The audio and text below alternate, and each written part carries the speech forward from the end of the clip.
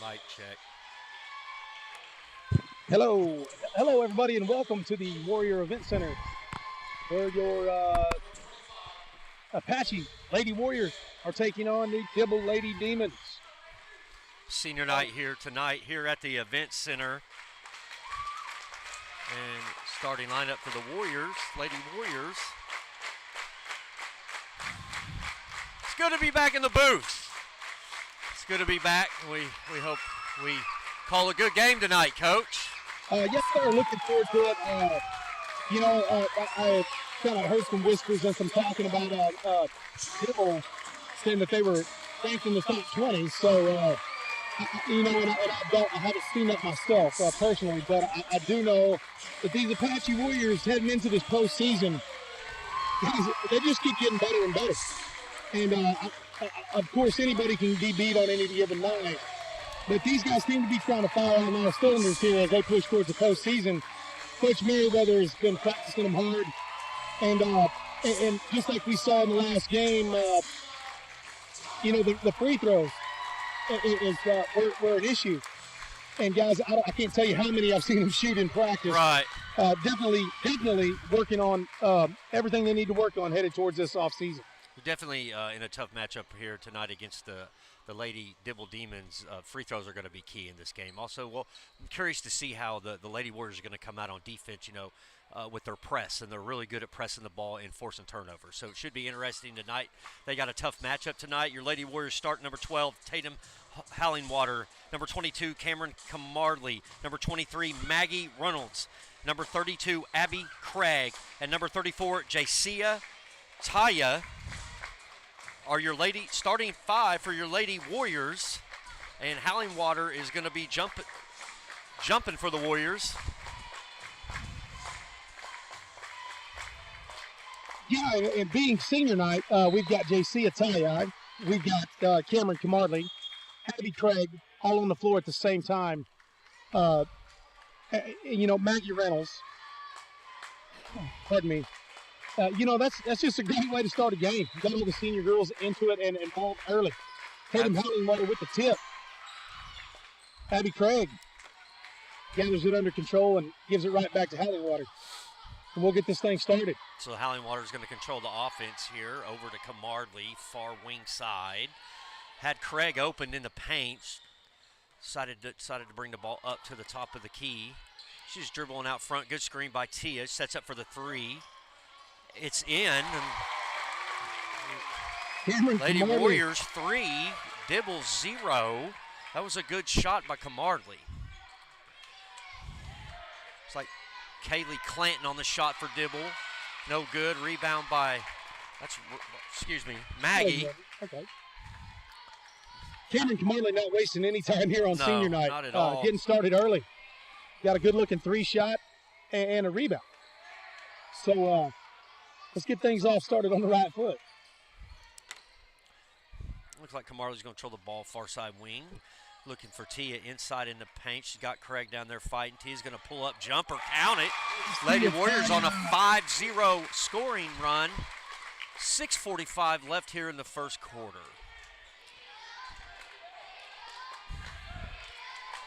See, that is Olivia Green for Dibble with the ball. Over to Clanton. Clanton back up to Green. And that's the thing that I've noticed about Cameron. Again, I'm not a basketball coach, but I've been around her on the softball field with Coach Cook. And I tell you what, senior leadership is unquestioned. And willing to take the game. And I tell you what, guys, I'll put it on my shoulders. We'll go try to get this thing done. Absolutely. And that's one thing I do admire about her. Tia with a miss. Abby Craig with the rebound. She missed. Reynolds with the rebound, back up to Hallingwater, looking to drive down the paint, tishes it back out far side wing to Craig. Back to Tia to top of the key. She's going to pull up jumper off the back of the rim. Rebounds going to the Demons. Looks like Clanton's wanting to push the ball up for Dibble. Inside pass, count it. Dibble gets the first points of their game. And so far it looks like the Lady Warriors are coming out a little conservative. You're not seeing a lot of press yet. I haven't seen the press. Again, just in my minor experience. The press wears you out. It really does. It works your legs down pretty good. So maybe we're saving that for a little later in the game to see how it unfolds here. Another thing I would like to, JC Ataya, senior, big senior leadership, also taking it straight to the rim right there, no good, but is not afraid again to mix it up and get after it. She has 2 points on the night. Cameron has 3 for a total of 5. Yeah, that's good. And that's going to be key. You got to, obviously the press does wear you down, this and that. And it's good to see Hallingwater back on the court, and she's a big key to this Lady Warrior team. And it looks like they're setting up the Lady Warriors in a 2-3 zone. And Lady Warriors tonight just looking for that spark, just trying to get things going. And, and Tatum Hallingwater is one of those that can spark things up in a hurry if she gets hot. Kaylin Kaywood for the score for the Dibble Demons. Your Lady Warriors up 5-4. Kamarley controlling the ball, comes over to near side wing, back up to Tia. She was wanting Hallingwater down low. She had her open for a minute. Inside to Craig. Good power move in the paint. No good, off the mark. Good crossover by Olivia Green coming down the court for the Demons. Kamarley challenged her. They're going to get her for a foul there. Yeah, and it's just it's an aggressive foul. She going after the ball and get a little carried away with that one, but it's going to be her first. Checking into the game is Emmy Dean, Emily Severson, and Holly Jo Harvey, and which seems to be our normal starting rotation. Even though it's senior night, get those seniors a chance to get their names read out loud, and very deservingly so. Absolutely. Hallingwater with the rebound. She's going to push the ball up the court here, and yeah, it's good. It's their last home regular season home game. Seniors, you want to get them. You want to get their potentially maybe their last start of their career. And it's good, and a good group of seniors that are going to move on here at graduation. Tatum Hallingwater with the long one. Just off the back of the rim. It looked like it was down on line, just a little strong off the back of the rim. Going to be Warrior ball here, ball side out. Looks like Kamarley's going to be on the inbound pass. And she's got Severson back over inside to Harvey. Harvey's going to pound inside, count it. And that's what she's good at doing. Holly Harvey with her first points of the game. She's such a tremendous force down there in the paint. Exactly. I was just sitting here shaking my head. She's in the game 30 seconds, got 2 points. That girl wastes no time. And what's amazing to me is that she is just a freshman. And I say just. I don't mean to discount her knowledge of the game or her tenure, but you don't see that a lot out of a freshman, and it's refreshing. It really is to see someone like that really get after it at a young age. That's a good rebound by Dibble to kick it back in for Olivia Green. They scored. Lady Warriors up 7-6, 3:20 left here in the first quarter. Yeah, and going back to Holly Harvey, she's such a tremendous force even as a young player. So moving forward for the Lady Warriors, it's going to be interesting to see how much development she gets over the course of the next 3 years. Oh, yeah, and even at a young age, Holly Harvey is a problem down low. You are going to have to deal with her. She's not going to go away. She's not going anywhere. So I'm just saying you have got to deal with that gal down low. Kamarley with the long three and missed it. Dib was able to rebound, going to bring it back. They're going to call a foul. And they're calling that on Emily Severson, if I'm correct. Yes, Emily Severson, that's her first foul. And that's another young player we could talk about that plays with a lot of very aggressive, has a presence on the floor. And that's Emily Severson. And looking forward, and nobody can predict the future, obviously, but you've got Emily Severson, Holly Jo Harvey, Tatum Hallingwater, Emmy Dean. Guys, the future's looking bright for Apache Lady Warriors. And a young coach in Amy Merriweather. So the sky's the limit for the Lady Warriors. Hallingwater with the ball up top. She's going to flip it over to Kamarley, far side wing. Back to Severson up top the key. Going to look inside to Harvey, just off her hands there. And it looks like they had a little double team on Harvey. Yeah, they're doing everything they can. Nice block by her out of the Severson. game. Harvey in there trying to get the ball. Look at Emmy Dean coming up. These young players just play so aggressive. They're just ball hawks. They attack the ball. Definitely do. And we talked about that in the last home game with Severson. If there's a loose ball on the floor, I could close my eyes and tell you who's on it. Without even looking. Severson is one that is not afraid of contact. As Emmy Dean knocks on the right-hand layup right there, putting the Apache Lady Warriors up 9-6 over Dibble Demons. But these young players and the production that they're getting out of them at such a young age is a credit to Miss Merriweather over there on the bench and how they're coached. JC Atayi checking back in the game for Emily Severson, going to give her a break. And it looks like Dibble, the Lady Warriors knocked it out of bounds. Macy Merrick is going to throw it in for the Dibble Demons. Good. Stolen by Emmy Dean down the sideline. Back to Cameron Kamarley, who finishes with the left hand. That is Cameron Kamarley's 5th point of the night. And the thing about these young ladies, as we were talking about, Holly Harvey, Emmy Dean, Tatum Hallingwater, and so on, Severson, you're getting to be on the floor and learn from a girl like, young lady, Cameron Kamarley, who is the epitome of senior leadership, right. and a teammate, JC Atayi also. When you're learning and getting to play with those, you learn how to do it by watching and also being a teammate of. And who better to learn from? All-Stater softball player, valedictorian, and here at senior night is putting on a show with 5 points early, Cameron Kamarley. Absolutely. Your Lady Warriors lead 11-6, 132 left in the first. Demons got the ball, and that's going to be Clanton's going to bring it up. She's challenged up by Dean and Hallingwater and Kamarley. Little triple team there. There it is, caused a turnover, and that's one thing the Lady Warriors are good at.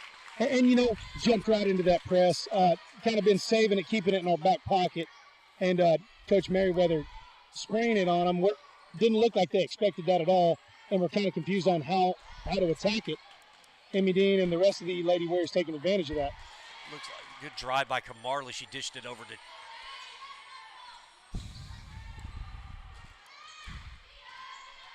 wow. Okay. JC Atayi with the rebound. Thank you, JC with the rebound. Here we go up to Hallingwater. We're going to get it together now.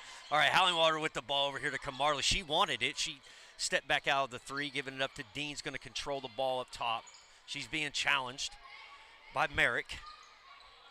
Looks like Hallingwater with the ball now. She's looking to drive in. She had Tia over in the corner. Didn't pass it to her. They knocked it away, able to retain possession. So now Kamarley with the ball. I think you got to look for opening here with Harvey down low. Yeah, there it is right there. She drives in just off the mark. Maybe just one more step towards the bucket. And it looked to be it looked just obviously a little off the mark, but I got to believe the Holly Joe Harvey. You keep feeding it to her, she's going to find it before too long. That's the end of the first. Lady Warriors 11, Dibble Demons 8. We want to thank the Apache News, and that's right, for their sponsorship here. Proud supporters of Warrior Athletics.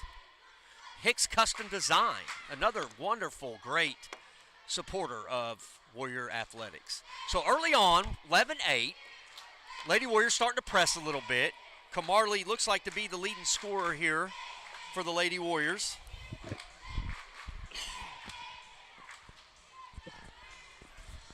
She's hit a three-pointer.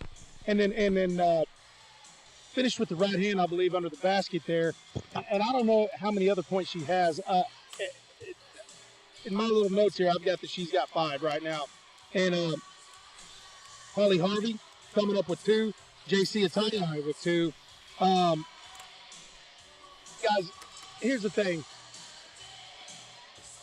Miss Merriweather is finding ways to get it done. Absolutely. With the weapons that she's got. And be that they're a little bit younger maybe not as seasoned veteran as you would like, but I tell you what, they're not missing anything in the hustle category or the try category.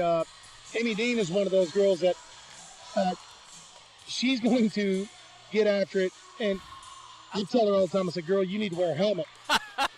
She gets after it on the floor till almost to the point of self-destruction. I tell you, goodness, girl, you're going to have to take a step back. No thanks, coach. Clanton's going to control the ball here for the Lady Demons. Looks like Lady Warriors are going to be in a 2-3 zone. They're going to play a little zone here, back off the press. That's Merrick. Merrick back up to Clanton. Clanton back to Merrick. They're wanting to really, Dibble's wanting to challenge inside, but good defense there by Emmy Dean and Harvey to almost force a turnover.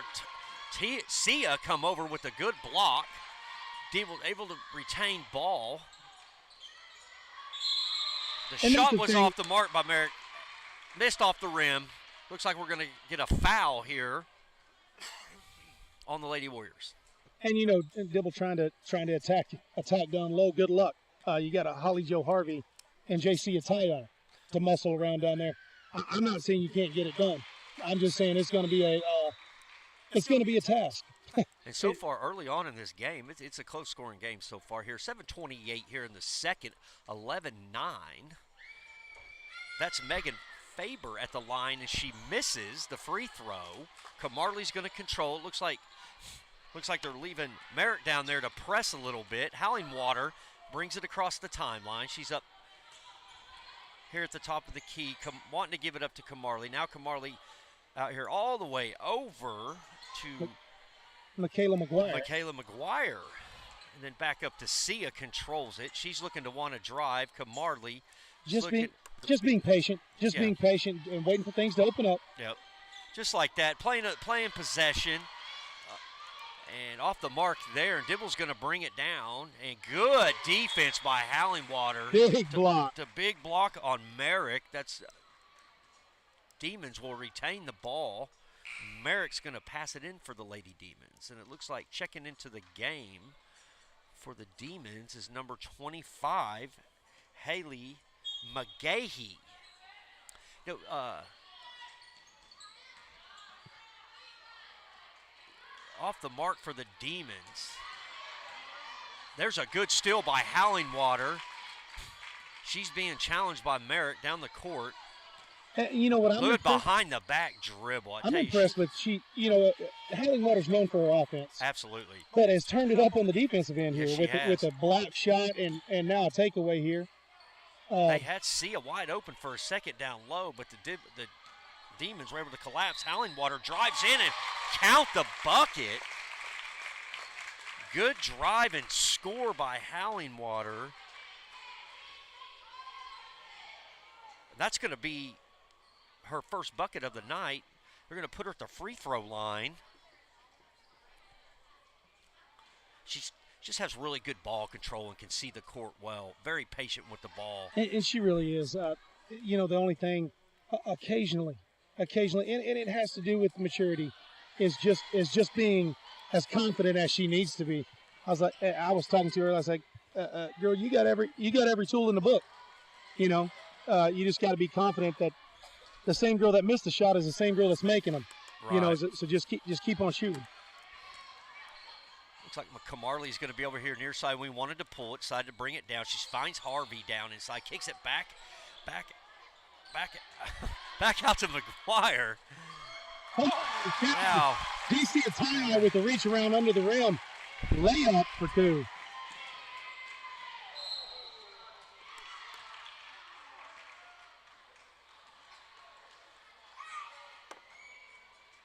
JC going high off the glass, had the perfect touch, and finds two on the other end.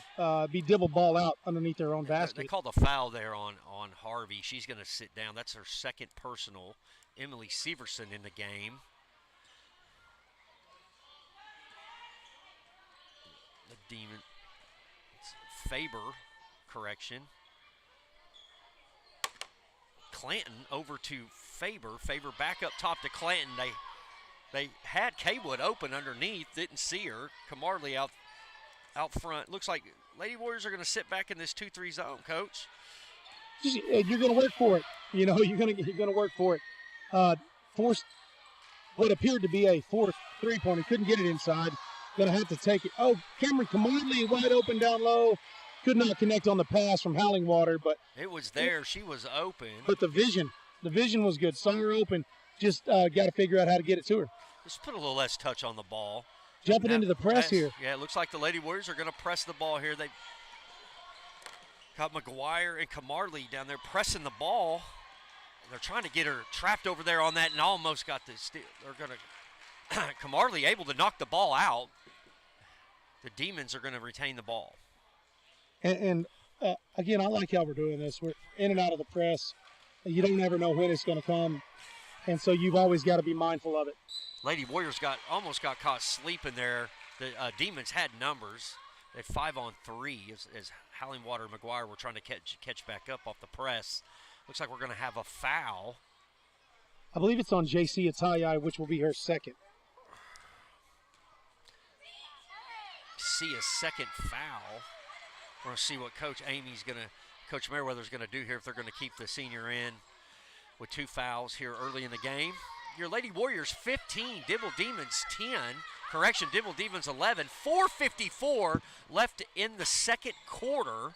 Howlingwater is bringing the ball up for your Lady Warriors. Looks like Kaylin Kaywood is applying some pressure up the floor. But to Howlingwater, who just simply doing a couple crossovers, getting the thing up the court.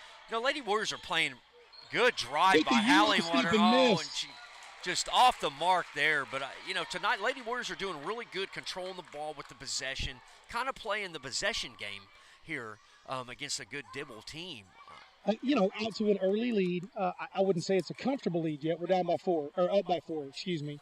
Up by 4, but we do have the ball underneath our own basket. And looking for that.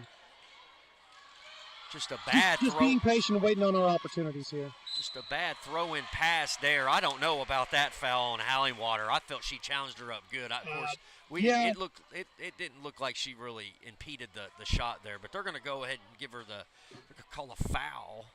If I understand the referee correctly, saying she got her with the body. Definitely wasn't the arm. That was elbow. And may have. I can't see from this angle. Olivia Green makes her first free throw. 15-12, Lady Warriors lead. 4:25 left here in the second. That's Howlingwater's first personal foul. Harvey is checked back into the game for the Lady Warriors. Makes both the free throws. 15-13, 4:25 left here in the second. Howlingwater's going to bring the ball up. She got Kamardley to the left. Kamardley's going to bring it across the timeline. Looking back over to Howlingwater's got Emmy Dean to her right. Back over to Kamardley. Inside to Harvey, and that's where they need to go. Right there, draw the foul. Let's go to the line. We'll beat them there. Absolutely. And not on the shot. It'll be ball out. Lady Warriors underneath their own basket. And Kamardley's going to be inbounding the ball here. And she finds Harvey, far side wing, over to Howlingwater. Looking for Kamardley. She's going to pull up for 3. Oh, in and out. Rebound Dibble.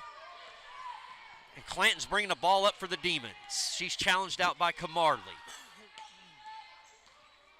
Nope. I do believe you're right on that. You know, I would never want to second guess Coach Merriweather, but we seem to be having some success down low with Holly Harvey, and just keep putting it down there. And Holly Joe is great at body control, gathering the thing up, going up to shoot the shot, and either we make it or we draw the foul, and we can beat them at the rim or we can beat them at the line. Right. Howlingwater controlling the ball. Emmy Dean. And Severson in the corner. Oh, just a bad pass. She rushed that pass, and that's the one name we haven't really spoken about tonight. She's been kind of quiet so far. Emily Severson has been kind of quiet on the offensive and defensive side of both sides of the court here early. Yeah, haven't called her name that many times with 3:28 left to go in the first half. And I got to believe if the Lady Warriors are going to be as successful as they can, that Emily Severson has got to interject herself here at some point. As she takes a seat for a minute. But yeah, she's such a spark off the bench. Loose ball, she's on it, and also she's also good at going to the rim and finishing there. So it's one of those things. She's got to involve herself in this offense. Clanton made both free throws, tied the game 15-15, and Dibbles kept themselves in the game at the free throw line. If you take away those free throws, the Lady Warriors would have a good, about an 8-point lead. Harvey with the rebound up, and I'll tell you, she just plays with just so much heart and aggression down there. You can't help but just want her in the game. You need her in the game as a young player on the court. She's such a good leader down there, and inside she's probably one of the most explosive inside players for the Lady Warriors. And this has got to be part of the game plan. Hey, feed the thing to Harvey and let her go up and take on all comers at the rim as she goes to the line here, making her first one, extending the lead here. Oh, missed the second. Oh, Emmy Dean was there on the rebound, ball. And that's going to be Lady Warrior ball. Looks like it was off Delia Fuentes for the Lady Demons. Lady Warriors 16, Dibble 15, 3:06 left here in the second quarter. And I'm struggling a little bit tonight. I've got to pick my rhythm up, Coach. They're into Hallingwater with the score and count it. Good job there. All right. Tatum Hallingwater with the bucket. I saw Camarley over in the corner, and I'm watching Emmy Dean, and I'm thinking, why in the world didn't she pass it to her? But she saw that Tatum Hallingwater was just about to come open. The patience of, let's just wait for it. It'll be there. And the patience to wait for that was really impressive. Hallingwater at the line. 18-15. Lady Warriors up. 3:05 left here in the second quarter. She misses it. Rebound is going to go to Dibble. Lady Warriors in the press. So the Dibble is a quick team. Notice they're real quick.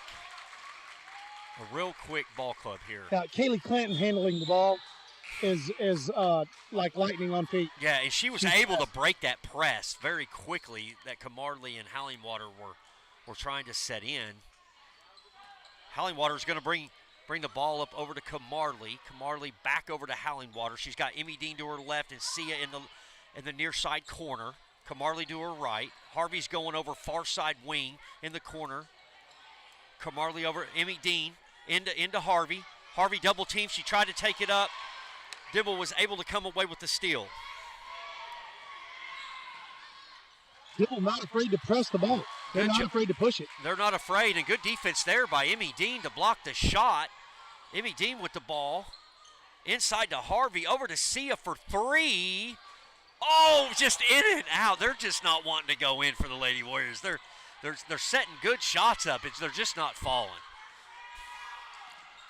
Kaylee Clanton pushes the ball and loses it right there. Cameron Camarley taking advantage of that. Unselfishly gives to Sia. Pushes at the rim. Good shot by Sia. Lady Warriors 20, Dibble 15, 1:45 here left in the second. Demons control the ball. Good defense there by Harvey to knock it out. Sia picks it up, passes it to Hallingwater, dribbles behind her back, comes across the timeline, near side wing, going to drive all the way into the bucket. They're calling a blocking foul. And we spoke about Cameron Camarley senior leadership, and maybe overlooked here in the last minute or two is JC Atayi. Taking some good-looking shots, hasn't gotten hot yet. Big defense on the defensive side of the ball, and that's turning into points on our end. And if you don't look now, but the Apache Lady Warriors are up 5 with 1:36 left to go in the second half or the first half. Sia with 6 points. Camarley to throw the ball in. She's going to find Sia, far side wing, up top to Hallingwater. Emmy Dean over to Camarley in the corner into Harvey. They're wanting to get Harvey going inside. She missed and off the mark. Camarley with some pressure. Dibble able to get around it. A 12-foot pull-up jumper, no good for Dibble. Hallingwater, Harvey with the rebound over to Hallingwater, who's going to control this Lady Warrior offense.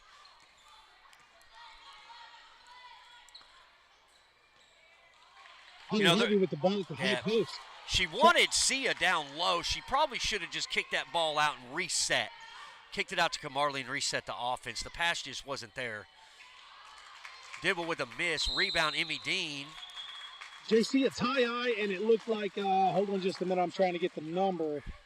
Number 22, which is going to be Kaylin Kaywood, got tangled up underneath the basket. Arms, elbows, tangled up. And that's looks like Emmy Dean's going to go to the foul line. Dibble Lady Demons have 17 fouls.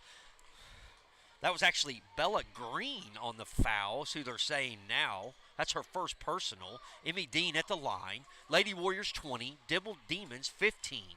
53 seconds left here in the second quarter. Tell you, the Lady Warriors tonight are looking really good at the foul line, Coach. Looking sharp. And again, that goes back to they shoot those things all day long in practice. And when they do give you a free throw, Lady Warriors are learning how to capitalize on those opportunities. Missed her second. Emmy Dean with 3 points in this game. 21-15, 40 seconds left here in the second quarter. Looks like they're sitting back in the zone. Emmy Dean challenging them up. Back over the corner. Pull-up jumper by Dibble. No good. Rebound by Dibble. Up and in. 21-17. Lady Warriors ball. Camarley is going to pass it back to Hallingwater, who controls your Lady Warrior offense. And she's being challenged by Merrick. Is walking her down the court. Hallingwater has really good ball handling skills. Just always seems to be calm, cool, and collected. And that's important. When meeting with pressure like that, she's not. She doesn't panic. Yeah, Lady Warriors let the clock there get away from them, and Camarley had it open. We just ran out of time there. Your Lady Warriors 21, Dibble Lady Demons 17 at the half. We're going to take a quick timeout right here on AHS Warrior TV.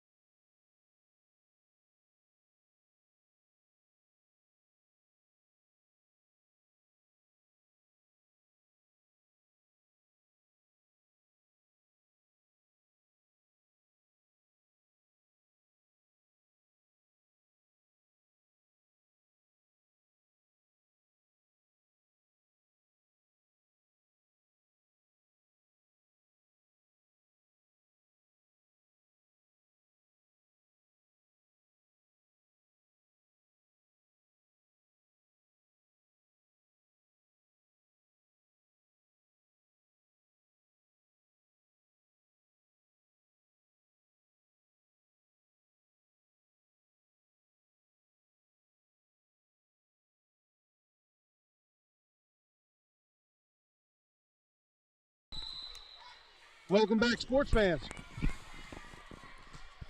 Coming back after halftime, ball will be possessed by the Apache Warriors. Tatum Hallingwater taking a shot at it, missed. Holly Joe Harvey battling it out down low, missed. And draws the foul. Good rebound there by Harvey. I want to apologize now to the listeners. It's been a little struggle tonight for me. So we're gonna pick it up here in the second half. Lady Warriors 21, Dibble Demons 17 as the start of the third quarter, and Harvey's gonna make her first free throw.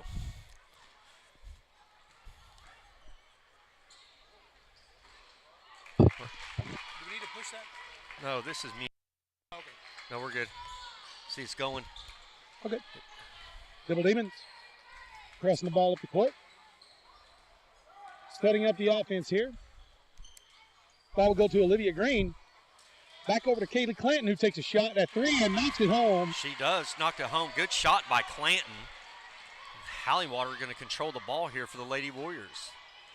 Top of the Warrior, just up at top of the Warrior head, over to Camarley.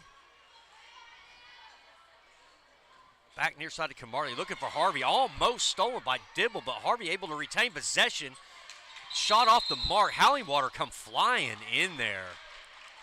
Flying in there for the rebound. They're going to call a jump ball. Possession arrow goes to Dibble. I didn't get jump ball out of that, but there again, maybe I don't know what I'm talking about. So Clanton with the ball. Over to Green. Green controls the ball. Going to flip it back.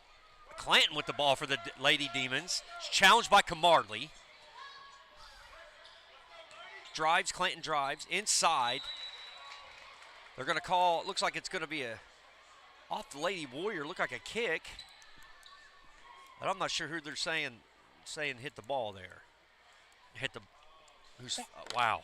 Okay. I think they bounced it up from Holly Joe Harvey's foot there as it rolls out of bounds. Dibble inbounds play to McGahee. Over to Clinton, who takes the long three. McGahee able to rebound. Clinton inside. Number 4, Olivia by Green. Harvey. There's Emily Syverson and Emmy Dean, and there it is. There's the Emily Severson that we know. has interjected herself in the ball game. Yes. And wonderful fashion of wrestling over a ball. So 23-20, 6:30 left here in the third quarter. Hallingwater with the ball. Camarley now with the ball, standing on the Warrior head. Coach Merriweather calling their play in. Hallingwater over to Dean, far side wing, back over here, near side of Camarley for three.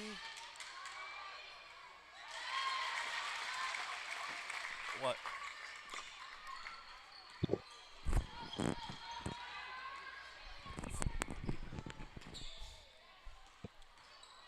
they've got Green with the ball. Green passes to Clinton. Back to Green, back to Clinton, and knocks home another three. That's going to be a problem. Lady Warriors has got to get a hold on Kaylee Clanton, who seems to be red hot, as that's her second three-pointer, bringing the Dibble Demons within two. 25-23. Apache leading this one with 5 minutes 34 seconds left in the third. Dean control the ball. They're wanting to find Severson there running the baseline. There they are. There she's got the ball. Dual stopped it back out to Hallingwater, who drives down. She's going to take it left side. Draws the foul. Foul's going to be on number 20. Let's see who they call it on here. 22. That's going to be 22. Kaylin Kaywood. That's her first personal. Hallingwater at the line. A little strong on the first one there, just off the back of the rim. Hallingwater gets ready to address her second one here. Trying to extend the lead to three here, 25-23. Lady Warriors over the Dibble Demons.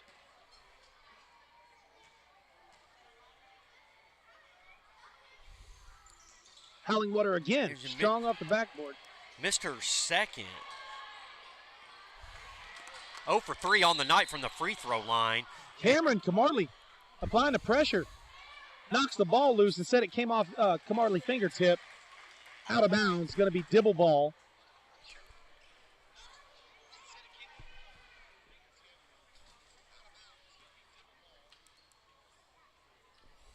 That's going to be Olivia Green. Apache's dropped out of the press. We are now still setting up in that 2-3 zone. We had a little technical difficulties there with sound. I think we were able to fix it. Green controls the ball, fixes over. Wow. Okay. Harvey with the rebound.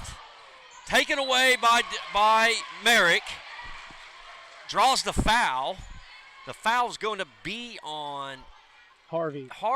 And that's going to be her That's third. going to be problematic. That's her third foul. That is with a lot of basketball left to play. Yeah, you really need Holly Jo Harvey down low for the rebounding and defensive aspect of the game. She played, like we said before, she plays aggressive. She understands the game, and she can make things happen at any moment in the game. Merriweather deciding to roll with it. It looks like going to let Holly Jo Harvey stay in the ball game. Dibble made both free throws. They've tied the game up, 25-25, 4:50 left here in the third. Howlingwater with the ball over to Camarley. Camarley was looking for Howlingwater, but Emmy Dean was there. Now she controls the ball over to Howlingwater. Back up top to Emmy Dean, who gets it over to Camarley. Camarley found Howlingwater wide open underneath and count it. Draw the foul and count the bucket. Howlingwater coming alive. Coming alive here in the third quarter. They just left her wide open. Good drive to the bucket. Able to put it in. Able to draw the foul. And I don't know if you guys have had the opportunity of getting to be around some of these female athletes. Tatum Howlingwater, probably one of the nicest kids on campus. Just a really fun girl to hang out with. And this girl loves basketball, loves being part of a team, and is really turning it on here in the second half. Howlingwater makes the free throw, 28-25, 4:30 left in the third. Dibble has the ball. That's going to be Merrick. Trying to pass way over, and Howlingwater was able to knock it away. Back onto the court to Camarley. Looks like Emmy Dean got tied up with Merrick there for a second. Howlingwater for three. Count it. Count it. That's her red hot. That's in her the second half. That's her first three on the night. She's got on the floor. Guess who it is? Miss Emily Severson tying the thing up in a wrestling match. In the possession arrow looks like it's going to go to Dibble. And Howlingwater with 9 points on the night. 31-25, 4:03 left here in the third. Dibble with the ball back up top to McGahee. Looks like Green's gonna drive in and miss, or correction, that was Clanton. She drives in, draws the foul. Let's see who they give it to here. Looks like 22. That's gonna be Cameron Camarley. Oh, I'm sorry, I lied to you. That's gonna be number 2, Emmy Dean. Emmy Dean with her second personal foul. Emmy Dean with her second personal foul. Lady Warriors have 2 team fouls. Dibble Lady Demons have 3 team fouls. 3:57 left here in the third, 31-26. Clanton misses second free throw. Dean with the rebound. Camarley's going to bring the ball up for your Lady Warriors. Finds Emmy Dean, far side wing. She's going to bring it all the way back over to Howlingwater. Almost lost control of that. Camarley is going to retain the ball up top. Over to Howlingwater, near side. Back up top to Camarley. Over to Emmy Dean. Emmy Dean with a long pass to Camarley, near side wing. She's wanting to drive. Back over to Emmy Dean, far side wing. She wanted a 3, decides against it, picks it back out to Camarley. Emmy Dean, and now they're going to throw it into Harvey. Harvey, little push off there. Bucket up, no good. Gets her own rebound. Runs into Severson. She's able to get out to Howlingwater for 3, no good. Dibble with the rebound. And it looks like the Lady Warriors have picked up their pace a little bit here in the second half. Definitely so. And one noticeable thing coming out of the break is Emily Severson. Not so much just dominating the scoring part of the aspect of the game, but has definitely interjected herself as far as defensively and just like we saw a while ago on that loose ball, not afraid to get after it. Looks like playing a little possession here.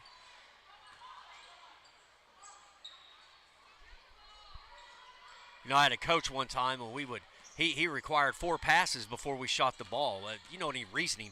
What's your reasoning behind that, Coach Price? Well, you've got to move the defense. Passing the ball moves the defense. Emily Severson with a bucket. Passing the ball moves the defense and creates opportunities down low as you catch them in transition from one spot to the other. I think it all.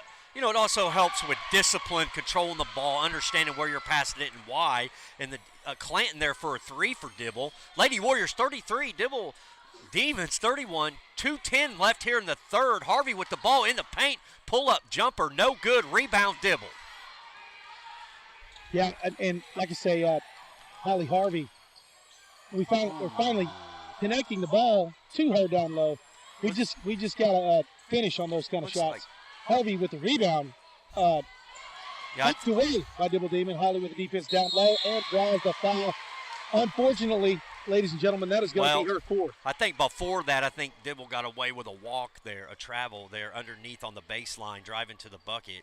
That's going to be 4 personal fouls for Holly Harvey, and she most definitely is going to go on the bench. Looks like Sia. JC Atai. JC Atai is going to check into the game for Holly Harvey here in just a moment. Merrick is able to make her first free throw. 33-32, 147 left. Holly Harvey to the bench. And so this is where the senior leadership is going to shine here with a tight game like this. 147 left here in the third. Exactly. JC is stepping in the game. Again, JC Ataya, a force down low. If we don't lose anything by JC Ataya coming in the ball game for Holly Harvey, what we do gain is going to be senior leadership and things such as that. Holly Joe Harvey taking a break over there talking to Coach Merriweather and kind of when she came off the court, had her head hanging down. And Coach Merriweather, of course, you don't have to tell Holly Joe Harvey when she's got 4 fouls. She knows. And Coach Merriweather telling her to keep her chin up. You've got to get back in this ball game, and we are going to put you back in this ball game. But we've got you into foul trouble, and we're going to have to wait. You're going to have to be patient. And JC Ataya is going to have to take the wheel down low. And the Lady Warriors tonight that missed 5 free throws. And when we talk about free throws, you know, you can shoot yourself out of a game by missing them, or you can shoot yourself into a lead by making them. And you have to capitalize on those free throws. Yeah, exactly. It's 33-33, tie ball game. And of course, you know, not to beat the dead horse, but we've got to that could definitely be the difference in the ball game. It could be up to 40, 30 feet. I'm not sure how many misses we've got versus made shots on the free throw line, but definitely something that going forward into the playoffs that I know Coach Merriweather is going to correct, going to get things going right. And not that she hasn't already. I've been through here when she's practicing, and I think the girls' arms are about to fall off from shooting free throws. Hallingwater with 10 points on the night. It's tied up 33-33, 147. Lady Warriors with the ball. Camarley controls the offense. Dibble comes out in the press, and with one pass to JC Ataya, retreats back into their defense. And that comes down to coaching. And it looks like... do you know how to break a press? Well, obviously they do. They had Camarley open down low on the baseline. I don't think Hallingwater could see her. Amy Merriweather's yelling for Lady Warriors to move. Dibble's picking the press up here. Sia's going to drive. Back into Hallingwater's going to drive down the paint, going to take it up, draw the foul, and that's going to be on Megan Faber. And Hallingwater willing her way to the free throw line tonight has definitely, without question, made an impact on this ballgame. Now we've got, like you said, the issue of we got to knock these free throws down, and misses the first one. And just staying confident, and hey, I'm going to go knock this down and help my team. Tatum Hallingwater setting up for her second.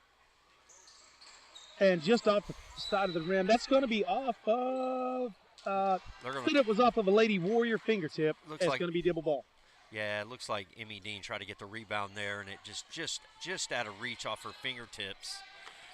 So Clanton's going to bring it up for the Dibble Demons over here to Green. Green back to Clanton in the corner, near side. She's challenged up by Howling Water, falls down. Camarley challenging Green, who throws it over. This inside, an inside pass wide open, off the mark. She got her own rebound again. That was Faber, and she was able to put it up. And it is 33-35. Dibble takes their first lead of the night on your Lady Warriors. Sia drives in, passes down to Severson. Loose ball. Loose ball. And as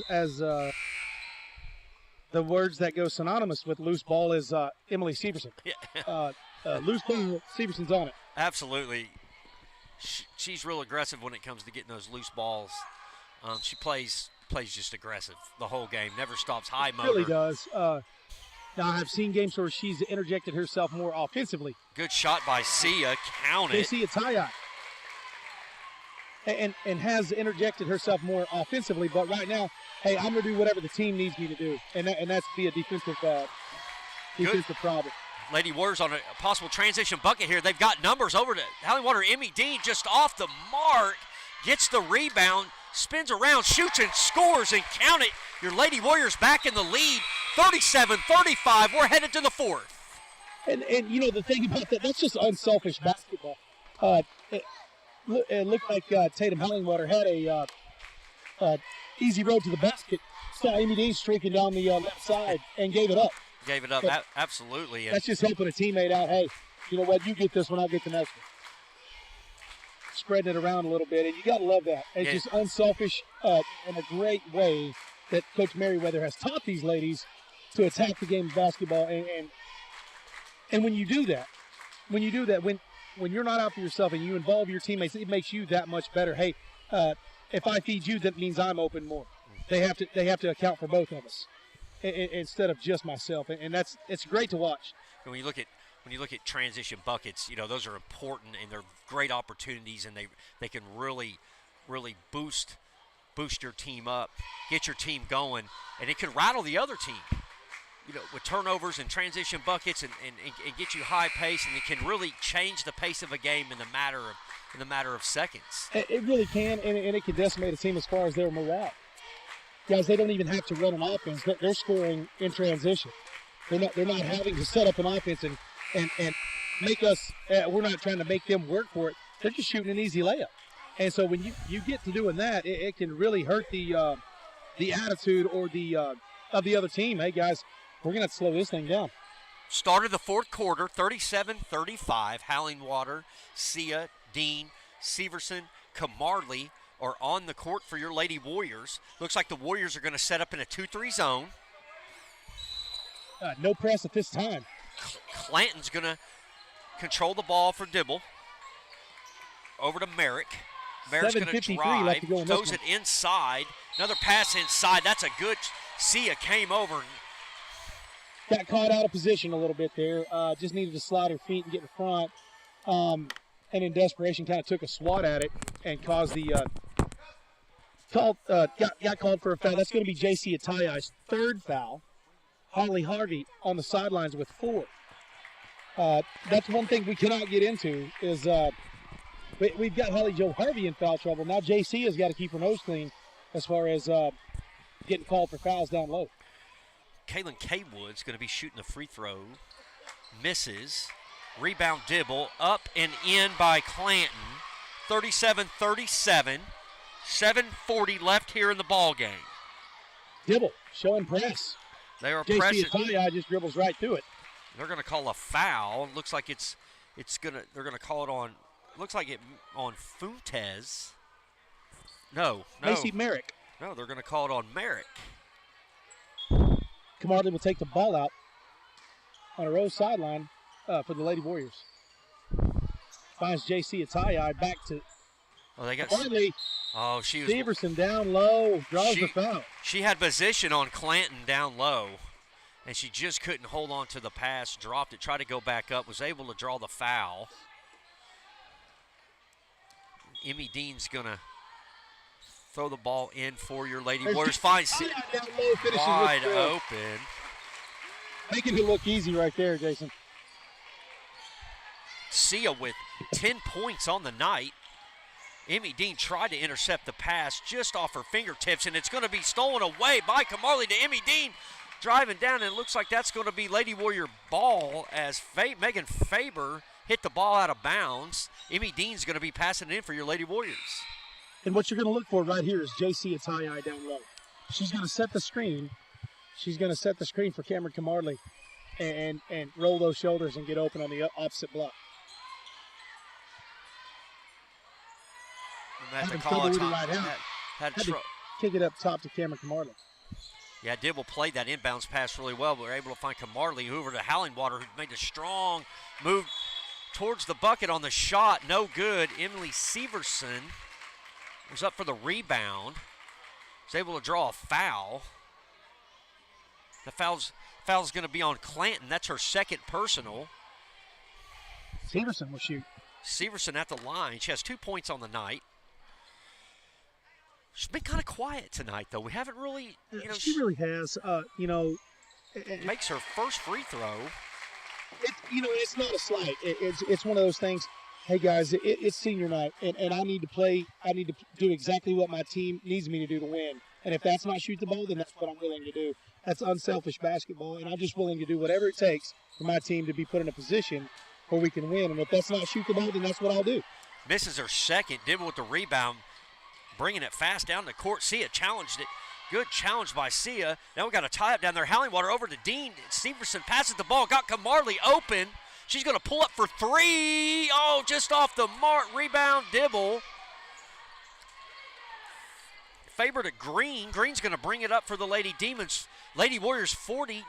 Dibble Demons 37. 6:35 left in the game. That is not good. JC Atayi called for her fourth. And is frustrated with herself. Got called for her fourth there. Yeah. Both of our muscle girls down low, both Holly Joe Harvey and JC Atayi now have four.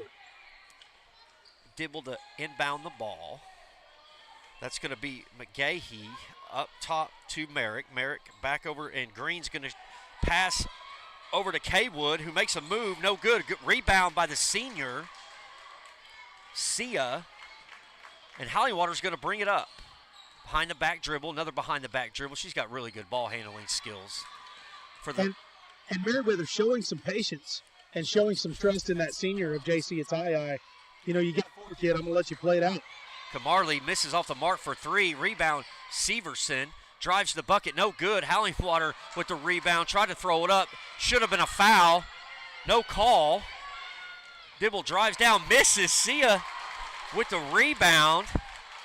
And JC Atayi just busted her tail getting back.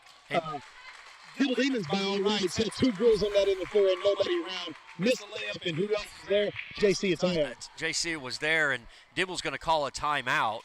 Your Lady Warriors 40. Dibble Demons 37. Lady Warriors have 5 fouls. Dibble Demons have 7. Holly Joe Harvey with 4 fouls. Sia with 4 fouls. We're getting late here in the fourth. At what point does Coach Meriwether go ahead and put Holly Joe Harvey back in this game?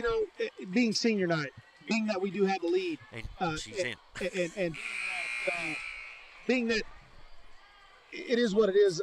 JC Atayi taking a break here. Holly Joe Harvey back in the ball game. So she did come back in. She did come back in. Gonna let Holly Joe Harvey do all that she can do to try to finish this thing. If she does get called with a foul, which it could be likely to happen, hopefully not. But you've got JC Atayi, the senior, ready to come right in and interject herself back in this ball game. Ball down low to Camarley. Or excuse me, I lied to you. That is Holly Joe Harvey. Camarley with the three-pointer. And she connected. Camarley with a 3. Connects. That's her second on the night. Lady Warriors 43. Dibble Demons 37. 5:20 left in the game. Dibble dishes inside. Oh. We're going to see what they call here. If that was called on Holly Harvey, I do not believe that was correct. No, I lied to you. That's going to be on number 12. Tatum Hallingwater. I thought they got Harvey on that one. Harvey was straight up. Yeah, it looked like they had looked at her when they called the foul, but her feet were planted, her arms are straight up. It's just a good defensive play by Hallingwater. Dibble misses both free throws. Rebound, Severson. Hallingwater is going to bring it up. She's challenged by Clanton. Bring across the timeline. They're going to call her. Tatum Hallingwater with the called her for a carry. Ball got away from her. She grabbed it. Called for a carry. One thing that stands out to me is just doing the little things right. On the free throw, Lady Warriors have those Lady Demons blocked out. Doing the little things right. Stepping in front of passes. Good job by Hallingwater to deny that pass, but Camarley brings it down. It's stolen by Dibble, up and no good. Foul called. And what looks like to be, let me see, hold on just a moment. It's going to be on McGahee, number 25, McGahee, her first personal. That's going to send Emmy Dean to the line. Emmy Dean is 1-1 tonight for free throws. She has 4 points,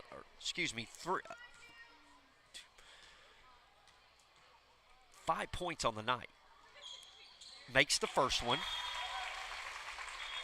And hard work paying off right there. JC Atayi checking in for Emily Severson. You've got JC Atayi and Holly Joe Harvey in the ballgame at the same time down low. 44-37, 4:38 left here in the game. She misses the second. Cameron Kamali with the steal and the takeaway, called for a walk. One too many steps. But great defensive effort. In the ballgame, you have Hallingwater, Cameron Camarley, JC Atayi, Holly Joe Harvey, and Emmy Dean. Wild pass from the Dibble Demons out of bounds. Yeah, Clanton was trying to find Green over on that far side wing and just put too much power behind it. It's going to be Lady Warrior ball. Camarley's going to throw it in here. Got Hallingwater out in front of her. She's guarded by Merrick. Merrick's going to challenge her up at the timeline. Over to Camarley. Camarley, far side wing. Up top to Sia. Sia picks her dribble up, looks inside to Holly Joe Harvey. Power move inside. And draws the foul. Draws the foul. And man, that's couldn't have worked any better if he drew it out on paper. That looked great. She's 2 for 3 on the night from the free throw line. Holly Joe Harvey looking to add to the lead. And does. Scores Apache 45, Dibble Demon 37.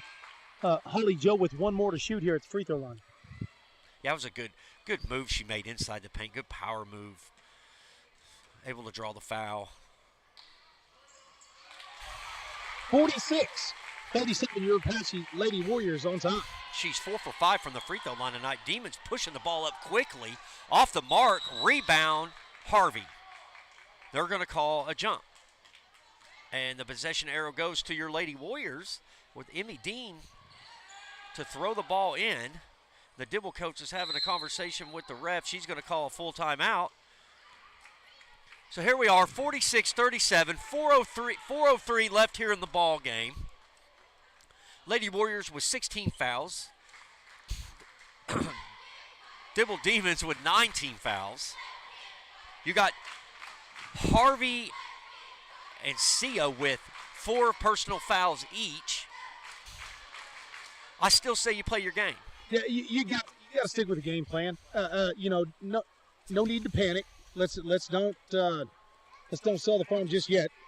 You got to stay with the program and see what happens. Don't coach yourself out of a ball game. And one thing we haven't seen here in this fourth quarter, we haven't seen Lady Warriors pressing the ball. They've been sitting back 2-3 zone and playing Dibble straight up. And yeah, just sitting back in the 2-3 zone and letting them come to you. Winning the battle down low. I don't know. I'd have to look back in the book and see how many points that the Dibble Demons have down low. But a lot of times, missing those shots, and Lady Warriors are just kind of rebounding. Okay, so out of the break, Emmy Dean, Cameron Camarley, Tatum Hallingwater, Holly Joe Harvey, and J.C. Atayi in the ballgame. Looks like they're going to face the Dibble Demon press. Camarley's trying to find Dibble challenged it. Over Dean, and they contact there. Not sure why no call. Camarley's going to control it here for your Lady Warriors to Dean. You got Harvey up top. Harvey with the ball up top over to Hallingwater to Camarley. Harvey wanted it. No look. Over to Dean. Dean back to Harvey. Got looking at Hallingwater. Nope. Dishes back up to Dean. Over to Camarley. Back over to Hallingwater. Far side. Dean wide open and count it. And you asked me earlier, Coach, why do we move the ball? I don't claim to be some kind of basketball guru, but that's it right there. You move the ball, get them out of position, and look for your opportunity. Absolutely. 8 points for Dean on the night. Looks like they might have caught Holly Joe Harvey with a foul. That's going to be Merrick to score for the Dibble Demons. They gave that foul to Emmy Dean. So Emmy Dean with her third. So you have Emmy Dean now with 3 fouls. 3:22 left in the game. Lady Warriors 48. Dibble Lady Demons 39. Looks like Haley Busby's going to check in the game for the Dibble Lady Demons. Merrick at the line shooting 1. No good. Rebound Harvey. Dibble's going to press. Clanton knocked the ball out. Lady Warriors still retain the ball. Looks like Senior Camarley's going to be throwing it in. You've got Dean. And Holly Joe Harvey, J.C. Atayi have just got to get their heads together and say, look, we cannot foul. We've got to do everything we can. We've got to go straight up, stay on our feet. We've got to stay in this ballgame as long as we can. Camarley able to pass into Dean. Dean back to Camarley. Got Dean wide open, far side wing. She's going to put this back over to Camarley. Dean controls it. Harvey. Looks like they're going to play a little possession here. Pass. Just keep the ball out of Dibble's hands. Control the clock. Dean inside. Finding Harvey inside. Move up and in. Holly Joe Harvey with the points. Good move to the bucket. And that's the move she works on a lot. She has 8 points on the night. And just that's just hard work paying off. She's worked on that all season long and finally got to where it comes second nature to her. Inside look for Dibble. No good. Rebound. Hallingwater's got Camarley wide open. Coming down the court. Transition bucket and count it for the senior. Cameron Camarley with the bucket. And guys, it was a 1 point ball game. Dang near all game long. And Camarley with 10 points on the night. Lady Warriors 52, Dibble Lady Demons 39, 2:12 left in the game, and the Lady Warriors have sparked on defense. Really have. It's been a 2 point ball game, back and forth all night long. Apache leading it most of the time, and Coach Miller said, "Stay the course, ladies. Stay the course. Let's grind this thing up." And it looked to have worn the Lady Demons down. And are starting very ever so slowly to pull away here in the fourth period. 52-39, Apache Lady Warriors on top. Playing with fire, got Holly Joe Harvey, J.C. Atayi with 4 apiece. Emmy Dean has 3. I'm sure of Cameron Camarley. I think she just got 2, so she may be safe. But don't need either one of those 2 ladies checking out the ballgame anytime soon. So careful defensively there. As quick as the Dibble Lady Demons are, Lady Warriors need to be careful here not to make any mistakes. Just to control the clock, control possession, make the Lady Demons play you straight up, make them make the mistake, draw the foul, go the foul line in the game. And the wonderful thing about being up 52-39 is if you do get beat, hey, just go straight up. If you get beat, you get beat. We've got a little cushion here. It's not a 1 point ball game anymore, where you'd have to play lights out defense all night long. Looks like we're waiting on a clock problem here, trying to get things fixed on the game clock. But last regular season game here at the Warrior Event Center, Coach.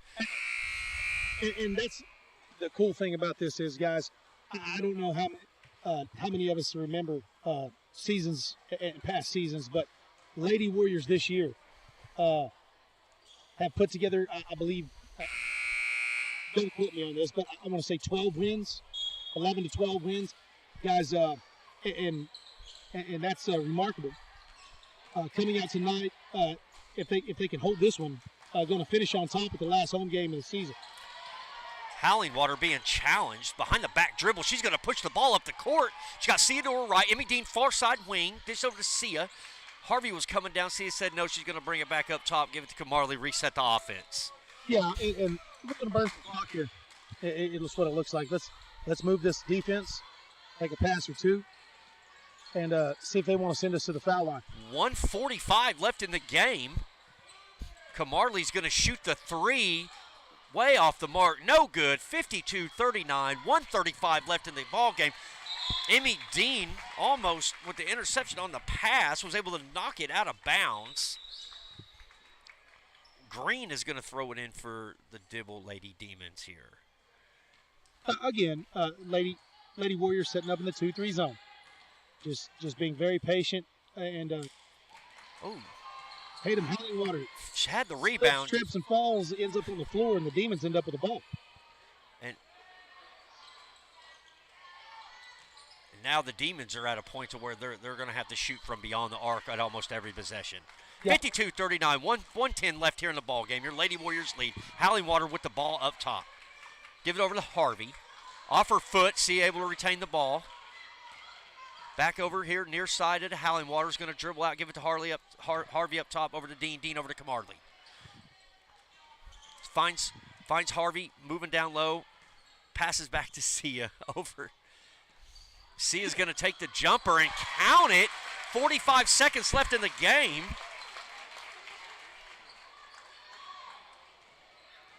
Dibble Lady Demons are feeling the pressure here. We've got a sense of urgency on their side of the floor, but we've got too many to make up and not enough time to do it in. Yeah, the Lady Warriors are going to come out with a win here. They're going to wrap this in orange and black tonight. No disrespect to the Lady Demons, who have played a great ball game. Kaylee Clinton, Olivia Green, many of the names, Kaywood, McGahee, and many others. Guys, a formidable opponent. Lucky, count ourselves lucky to get out here with a win tonight. These ladies are definitely a good basketball team, and Lady Warriors should be proud to come out on top of this one.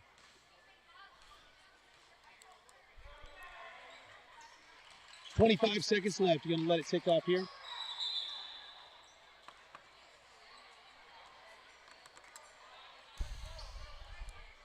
Going to be Lady Warrior basketball. Looks like Abby Craig's going to check into the game. 25 seconds left. Abby Craig, another senior in the ball game. Maggie Reynolds is also in the ball game here. Sia's looking to rebound. Nobody finds Kamarley. No, Craig bringing the ball down the court.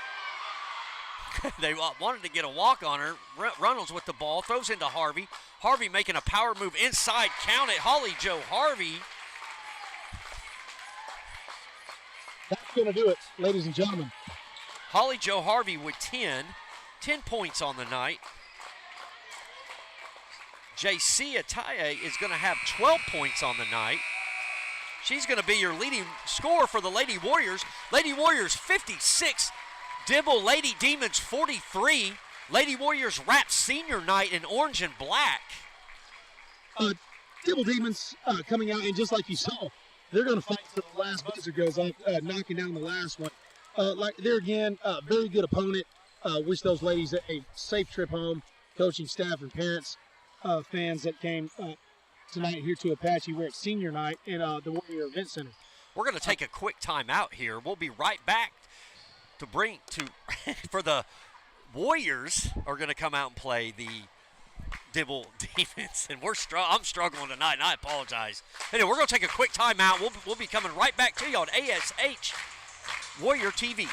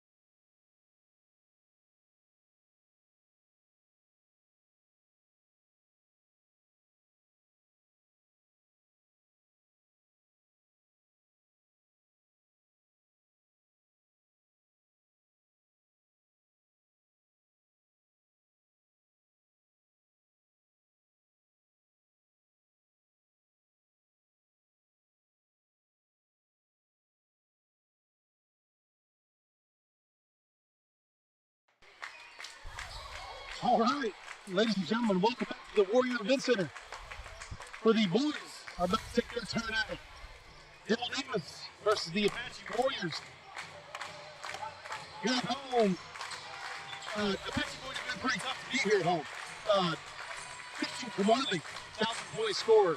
Dominic Scott, who's a junior, lighting it up. Got Big H Carroll working down low. Karsten Kaufman, another force. Mingus Seals, the list goes on and on. Karsten Kaufman going to jump for us tonight. Tip to Mingus Searles and back to Malachi Cantini, who will bring the ball. It's over to Kaufman. Back up top, 1,000-point store, Camarley, who's going to drive, picks his dribble up, pushes up to Carantini, back over here to Mangus Searles. Pronounce that last name for us, Coach. Mangus Searles. Searles, okay. Mangus Searles. We're not going to mess that up anymore. Mangus Searles and Kaufman down there fighting with Dane. It's going to be a jump ball. We'll control the action. Carmen. Looks like Carmen on the sheet here. And your Warriors, there's a jump ball, dibble ball. And it looks like the Warriors are going to settle in here to begin the game in 2-3 zone. And Camarley over there challenged the ball up. Carantini challenged the ball up. Kaufman, Carantini over challenged the ball up to that far side. Wing shot. Shot by Carmen, no good. Carantini is after it. Going to be a patchy ball off of a Dibble Demon foot there. Looks like that's going to be off Connor Pickard for Dibble. Carantini into Camarley, who's going to bring the ball up. Big Gage Carroll setting up shot at the top of the key. Camarley drives in. Knockout screen. Just off the mark. Dibble pushing the ball up. Bad pass into the feet of Carmen. Camarley with the good hustle by the senior to retain the ball for your Apache Warriors. Gives it over here near side to Carantini. Takes it up top of the key. Over. Mangus Searles with the ball. The elbow. Passes over to Camarley. Inside the big man, Gage. Shoots it up just off the mark. Was able to draw the foul. And that's going to put Gage, Big Mountain Carroll. At the foul line. Going to shoot two for the Warriors. That's right. At the foul line here.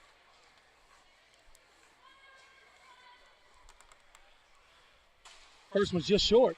Misses his first free throw. If you're just tuning in, we just started. 6:45 here in the first quarter. 0-0. Gage Carroll is at the free throw line. Misses both free throws. Mangus Searles with the rebound. Coppin to Carantini for three. And they're going to call a travel. One too many steps there, Mr. Carantini. You're all right. Keep your head up, young man. Keep playing hard. 2-3 zone. Gage, Big Diesel, Carroll. Taking up the inside. It's going to be Mangus Searles on the edge. Karsten Kaufman on the other side. It's a big rebound there by Dibble. Good defense by Kaufman to block the shot away. Kind of got away with a little push there. No call, no foul. Let's go, Warriors.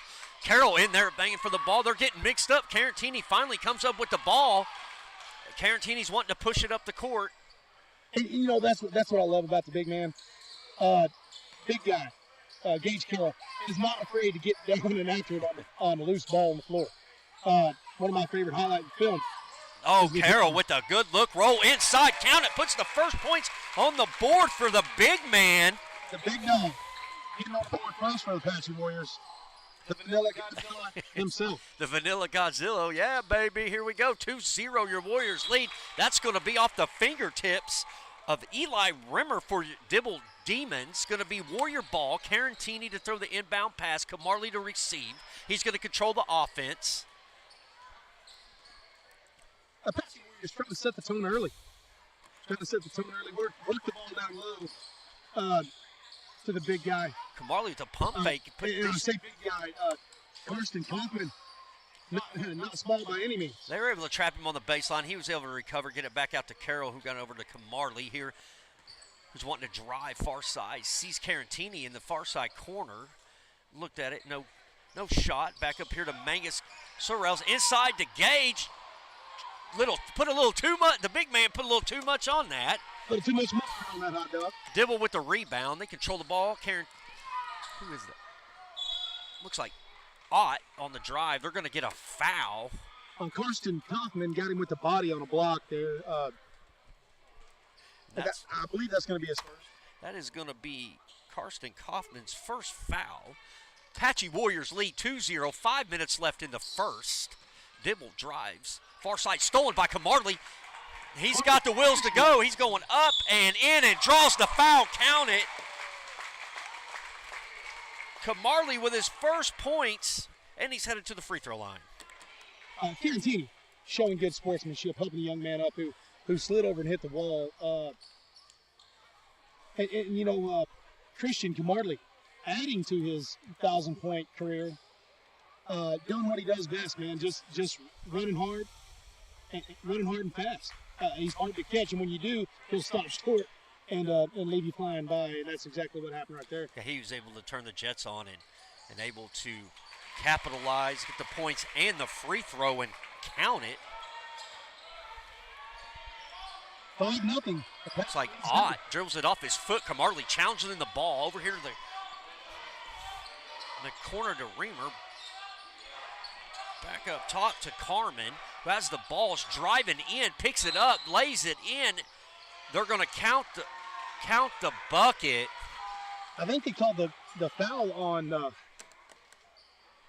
Hold on just a second. We'll get a clarification as soon as they touch it to the board here. That's going to be on number 11. Count the Christian Camarley. That's his first foul. Makes the free throw. 5-3. Warriors up. 4:33 left here in the first. Camarley controls the ball. Far side wing. He's got Gage setting the screen for Camarley. Camarley looking at Gage. Gage looking to make a move. Up and over. No good. Kaufman tips it back over to Mangus for three. No good. Off the mark. Rebound Dibble. Dibble pushing the ball up. Warriors were able to stop the press. Oh, he's got wide open is Ott. He's going to shoot a three. No good. Rebound to Christian Camarley. Looks like he was pushed. Looked like a little push going on there by Luke Blanchard for Dibble. No call. Very physical game here early.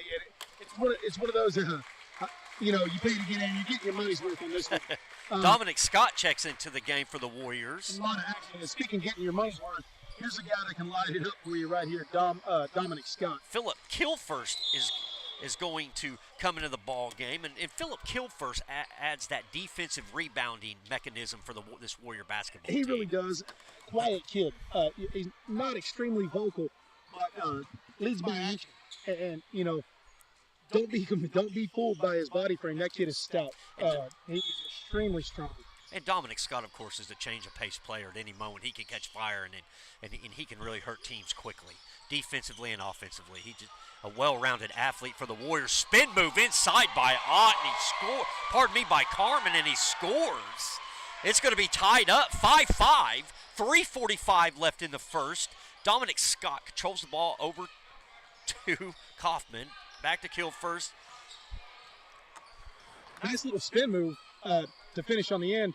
It's a good thing he did spin because Gage Carroll, the Mack truck, was waiting on him down there. Spun right around him, using his speed to capitalize on Gage Carroll. And Champ Buckner is in the game for the Warriors.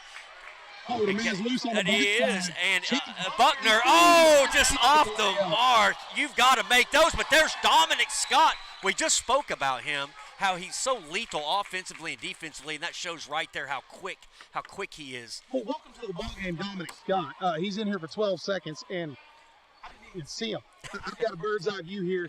Dominic Scott came out of nowhere to get that pass and fouled. Foul number 35 for Dibble Demons.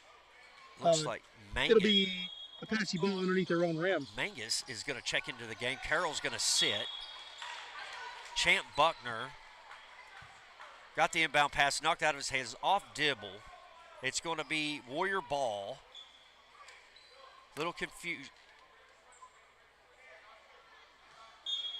So Buckner's going to inbound the ball. He gets it over to Dominic Scott, far side wing. Dominic's just going to dribble it up, top the key, control. He's pointing for Mangus on the screen. Wasn't there. He had Mangus open, but it looks like he's wanting to take it. Kaufman's going to look at the three, no, back to Kilfirst. Kilfirst over to Dominic Scott. He's going to drive the baseline. He is so quick-footed. He's got a good first step. And that's the thing. You give him an inch, buddy, and he's going to take advantage of it. Hit the baseline with the left hand and finish with the right. Kid is he's just good. Dominic Scott with his first points on the night. Oh, that's a good defense by Kaufman to block the shot. And then Dibble blocks the shot, puts the ball in. That was Luke Blanchard for Dibble. It should be 7-7.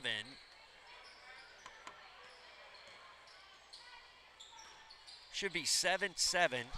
Tie ball game here. They're going to fix the score here at the scorer's table. Dominic Scott with good ball handling. He's got the ball, kicks it back out to Kilfirst. Kilfirst over to Kaufman, who dribbles up. He wanted the three. Decided not to look. Kilfirst with a move. Mangus back over. Dominic Scott for three from the corner, and count it, Coach. Dominic Scott comes into the game, scores five straight points for junior Dominic Scott. That guy's just deadly, dude. He can beat you from outside, he can beat you with inside. And it looks like we're going to do a little half court. Coach Reed's going to dial half court press. The crowd wanted back court on that. I don't know how in the world they missed it. I'm not trying to be too critical of the official, but no call. How in the world they missed it? No call. Dibble inside on the shot. Missed it. Rebound to Rimmer. Rimmer's going to give it up to Carmen. I think it's Carmen. If I'm pronouncing that wrong, I apologize. Dibble with a long three. Misses. Dominic Scott in there. Almost had the rebound. Kaufman wrapped him up. That's going to be a foul on Karsten Kaufman. He wrapped Carmen up there on the rebound. Karsten Kaufman with the second. I don't know how tall Karsten is. I do not know. 6'6", I'm assuming 6'4", 6'5". Well, let's not talk about his height. Let's talk about those shoes down there. Those lime green shoes. Those are I don't know those are impressive, young man. Battery operated, or if you got to plug them in at night or what, but those things are electric. Yeah, we're not making fun of him. He's such a good kid. Good ball player here good senior ball player here for the Warriors and all. But those are some impressive looking shoes down there. Big country. Gage Carroll checking back in the ballgame. Carson Kaufman's going to sit back down. Carmen at the line, shoots for Dibble, misses. Rebound Carroll. Dominic Scott with the ball now for the Warriors. Gonna take your time, set up the offense here. Looks like Buckner, Kilfirst, Carroll, Sorrells, and Scott on the floor for your Warriors. Buckner with the ball, screened by Carroll. Carroll with the ball, back to Buckner. He's got a lane, he's guarded by Logan. Logan went right by Logan, just couldn't get the bucket to fall. That's the second one by Buckner that's off the mark on the close to the goal. Spin by Blanchard, jumper, no good. Rebound, Kilfirst, back to Scott. You got to shoot it around a max shot. It's kind of hard to find the goal. And that's where Kilfirst really fits into the dimension of this Warrior team. His eye for the ball and rebounding. That is what he does well for the Warriors. And Champ on the drive, no good. Block, put back, right back in by Gage Carroll. He's got 4 points on the night.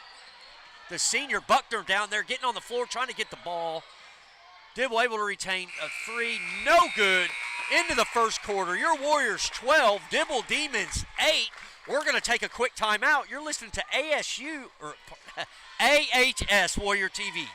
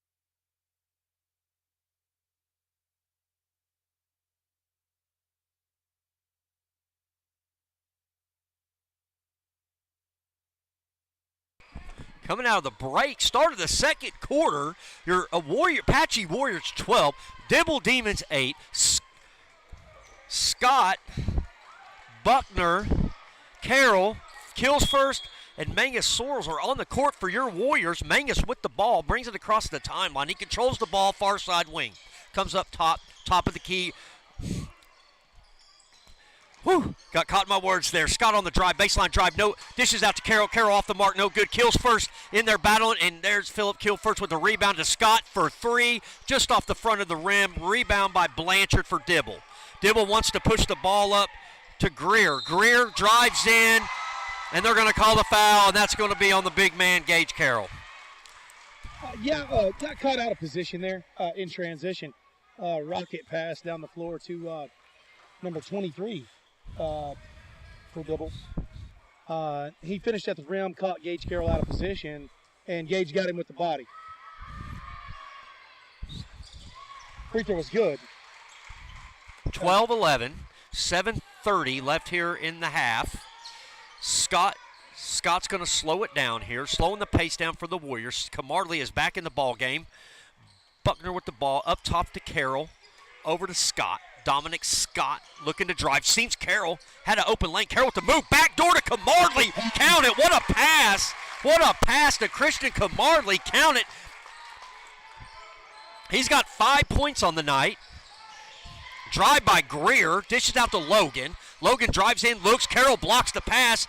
Dibble's able to pick it back up. Blanchard tip back in for Dibble Demons. 14-13, 6:50 left in the second quarter. Scott driving down for your Warriors. It is blocked by Blanchard.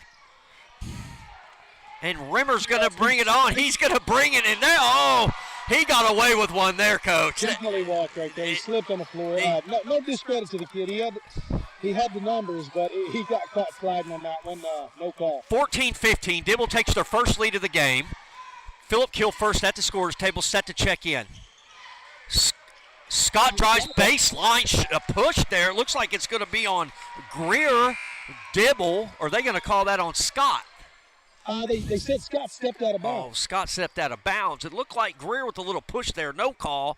Dominic Scott was stepping out of bounds. Dibble's going to have the ball. 14-15, 6:23 left here in the second quarter. Looks like we're going to take an equipment timeout here so the Dibble Demon can fix his shoe. Gage Carroll out of the game. We've got Kills first, Phillip Kills first, Mangus Searles, Champ Searles, Christian Camarley, and Dominic Scott in the ballgame. Logan controls the ball for Dibble. He's challenged by Camarley. Greer was wanting to get it over to Carmen. There's Blanchard driving, finds Greer down low, up and in. Just broke down defense there for the Warriors. Yep. Warriors find themselves down 14-17. 5:55 left in the second. Just lost track of person. Sorrells, Mangus. Over to Scott. Scott's going to control. Here comes Camarley. You know, when you got Camarley and Dominic Scott on the floor together, it is scary. It can be real scary. They can beat you so many different ways with the right hand. Got a block on the floor, no shot. Dominic Scott charging toward the rim. He did press the action and got a Demon out of position, charged with the body. Dominic Scott didn't like that on the. He felt he was fouled on the shot, but they call it on the floor. Mangus Sorrells is going to check. Going to go take a seat, and Karsten Kaufman's back in the game. Pardon me.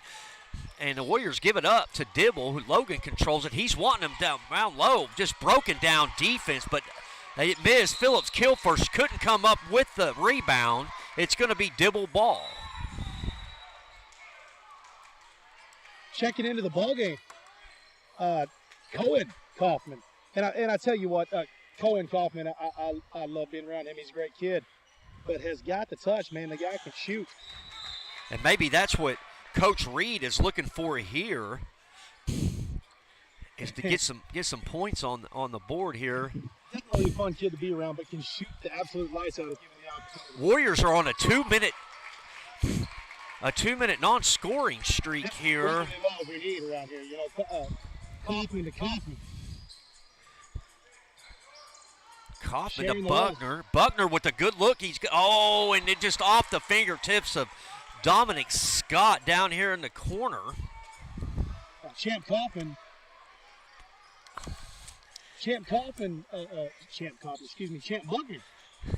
Last pass out of bounds. Logan controls the ball here for Dibble. He's guarded by Camarley. And Carmen, spin move inside. That was a walk, no call. Kaufman with the rebound up to Camarley. Camarley's going to make a move down the lane. Picks it up, fighting in, no good. Rebound Blanchard for Dibble.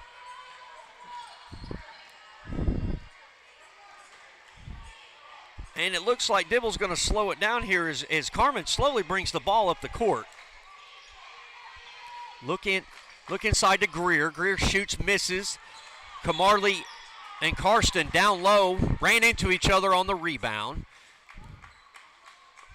Looks like we're going to have a foul. Foul on Dibble. Warrior ball. Coming in the ballgame for Champ Butler. Mr. Energy himself, Dayton Scott. Kid is calm, cool, and collected and faster than lightning.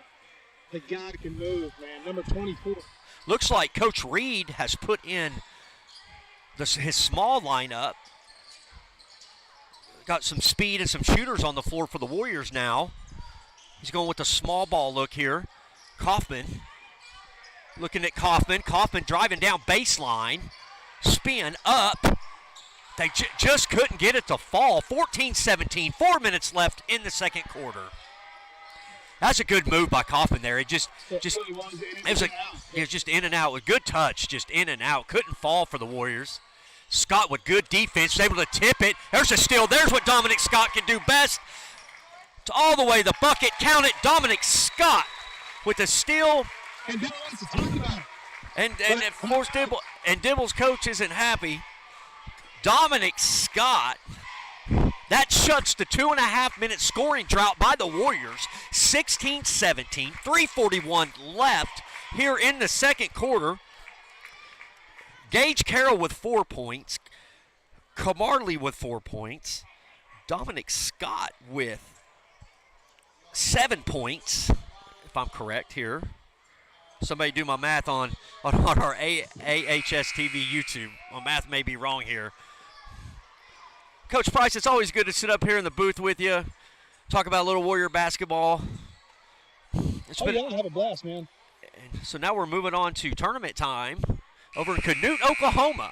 Yes, we'll be sir. traveling to Canute, Oklahoma, and people wonder why do both teams have to go out there? Well, what they do is they align it with both the male and female teams to keep the teams together. So we're going to have to travel. Now, if I'm correct, we are hosting regionals here in Apache. I do believe so. Yes, I sir. do believe so. So keep that in mind. Coach Reed said, have a bus, we'll travel. We can take the party to Canute. Not going to be a problem. It will not be a problem. Going to go to Canute, look for a win here. Line up with State State. Christian Camarley this time with the steal. Taking it all the way down the floor. What? With the right hand. Making it look too easy. And your Apache Warriors are on top by one. They're going to miss this young man once he graduates. Such a great touch, move to the basket. That's just what he just, another walk there by Dibble. Got away, no call. There's another walk there. And then they finally call it. That's going to be on Ott. Number 23's got about 15 yards rushing today, and we still haven't. We just now called it. And the funny thing is to watch him, Dayton Scott step for step, and is not worried about it. The man's too quick. It's hard to get around. Camarley's going to shoot from the arc. Just off the, look at Scott. Taking the ball back to a teammate. He is. Throws the ball now back to Kaufman. There's Scott, his Dominic brother. Scott. Dominic, older brother's on the court with him, and Dominic show you Scott's all looking what you don't good. know. Screen by Kaufman. Pull up jumper, Scott, no good. Rebound Blanchard. Blanchard's pushing down for Dibble, guarded by Kaufman. Kicks it back over to Greer. Greer controls the ball up top. He's guarded by Dayton Scott. Dayton Scott's got quick feet. Dayton Scott, he gets around Scott. Greer to the bucket. They're going to call a charge. That's going to be Warrior ball. Good job by Cohen. Kaufman stood in the trenches, took the charge. You know, I had Cohen in the class, and I love cutting up with the guy. And he's got one of a kind personality. I like being around him. But the kid can just flat out play ball. And he's smart. He's intelligent. Hey, look, I'm going to draw this foul. Just plant your feet, take the charge, help your teammates out. Scott looking for Mangus, who checked back into the game, and it's tipped away by Dibble. Dibble is a quick-footed team. Very physical in there in the trenches, and that's where they're beating the Warriors right now, getting those rebounds and those second effort shots down low. Warriors find themselves down 18-19. 2 minutes here left in the second. No reason to panic at all. Taking it to punish. Score, count it for Mangus Sorrells, his first points of the game. Now your Warriors 20, Dibble 19, 150 left here in the second quarter. The big man Gage is at the scorer's table ready to check back in this ball game. And moments ago we were talking, Dibble's really been scoring. What a block there by Karsten Kopp. You're not bringing it down. Kamarley wants to come. Oh, with the spin move. Oh, he did. Oh, what they're calling it. Kamarley spins down. Looked like it just rolled off his fingertips with what a heck of a move. Ends up in a tied ball. Possession goes to Dibble. Gage Carroll checks back in the game for your Warriors. 20-19, 129 left in the second. Apache Warriors with 5 fouls. Dibble Demons with 6. Logan brings it up for Dibble. Picks it over far side to Blanchard. He's got the hot hand for the Dibble Demons tonight. Kamarley tried to steal, misses. Cohen out here on Logan. Logan drives over, back over to Blanchard. Now back up top to Logan. There's a walk. They got a walk. Cohen Coppin staying in front of him, forced him to walk. And it looks like Champ Buckner's going to come into the game for your Warriors. Cohen Coppin's going to go take a breather. Get a little spark off the bench, Cohen Coppin. I tell you what, that's nicely done. Minute 5 left to play in the first half. The Warriors looking to get separate this lead here. 2019, they're leading it. Christian Kamarley with 3. No good. Count it. Harden put it back up. Excuse me. Up by 3. 22-19. Apache Warriors lead it. 40. It's going to be about 40 seconds here left in the second quarter. Champ Buckner challenges the ball. Oh, they got Blanchard down there, but Scott, he came over baseline. That looked clean to me, Coach. He challenged him up down low. I mean, you can't expect to see it foul, and maybe that's kind of why the whistle was blown. I thought Dominic Scott did a great job of body control, but there again, he's closer to the action than I am. That may have got a little bit. Blanchard goes up and no good.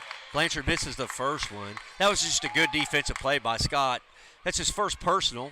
Apache Warriors with 16 fouls. Dibble Demons with 16 fouls. 35 seconds left in the second quarter. 22-19. Blanchard at the line shoots. No good. Missed both free throws. Rebound by Kaufman. Buckner over to Dominic Scott is going to slowly bring the ball up here. And I see him running the clock down here, taking the last shot, taking it into the locker room. Let's talk about it. Let's take the lead into the locker room right here, guys. Let's don't give up a fast break opportunity where we go inside or down by 1. Let's go ahead and get 2 more. Marley to screen, and Scott's going to go. Wow, Carroll wide open. Boom, count it. Gage Carroll with 6 points on the night for the senior. Intercepted by Kaufman. Senior Kaufman over to Buckner for 3. Oh, that's got to count. He was in the air. Dominic Scott was in the air. And I don't know, Coach. That ball, he was in the air. That ball was coming down. I have no idea if the bucket should count, but what I do know is that's about the most athletic thing I've ever seen. The fans are standing up, and the fans are not happy. The ref is at the scorer's table. They're not going to count the bucket. 24-19 at the half. We're going to take a quick timeout here. Your Warriors are on top. And we're going to take a quick timeout. We'll be right back here at AHS Warrior TV.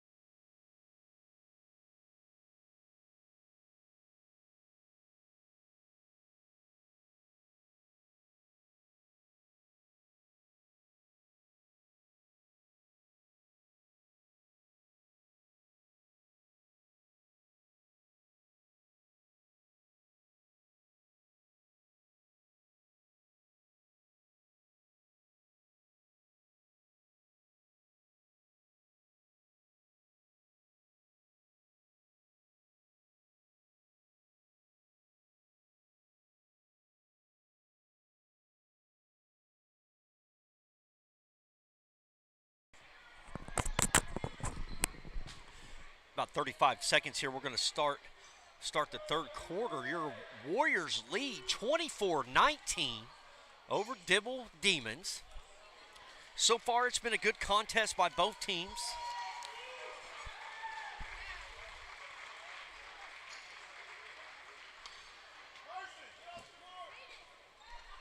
Christian Camarley with 7 points. Gage Carroll's going to have 6. Mangus Soros with 2. Looks like coming out of the break, you're going to have Scott, Buckner, Carroll, kills first, Camarley on the court for your Apache Warriors. Buckner going to inbound it over the head of Greer up to Dominic Scott. Controls the offense, brings it across, steps over to Camarley, up top to Buckner. Dominic Scott, the speedster. Dominic Scott, oh, he wanted Camarley cutting low, couldn't get it there to him. Back up top to Buckner, reset the offense. Camarley, that's the man. You want the ball in his hand. Spin move inside, shoots off the mark, no good. Rebound Greer. Greer going to push it up for Dibble. Shakes down the lane, shoot up and in. 24-21. Warriors up by 3. Just inside the third quarter. Coach Reed calling his offense. Camarley controlling the ball over to Dominic Scott, who's going to drive down, kick it, Kilfer up top to Buckner's going to fire it, and no good. Rebound Greer. Greer passes it over to Carmen, and I'm way behind the play here, and that's going to be Eli Rimmer for Dibble on the score. Champ Buckner bringing the ball up the floor. Just quietly waiting to set things up. Streaking towards the basket, loses control of it. And we're going to reset up top here to kills first and Camarley. Camarley and Dominic Scott, those two who you really want the ball in their hands. They create stuff like that from Carroll to Camarley, just off the mark, wide open. Just couldn't get it, and he's going to go. Carmen's going to go coast to coast, going to draw the foul on Dominic Scott. Looks like he kind of got slapped there in the face on the foul. And that's going to be the first team foul, second personal foul by Dominic Scott. And Carmen's going to be the inbounder for the Dibble Demons. Gage Carroll taking a break. Carson Kaufman down the ball in bounds. Kills first. Kaufman with good defense. Able to make him miss, and Dominic Scott's moving down the court in a hurry. Splits the double team, and it's blocked. It's going to be Warrior ball.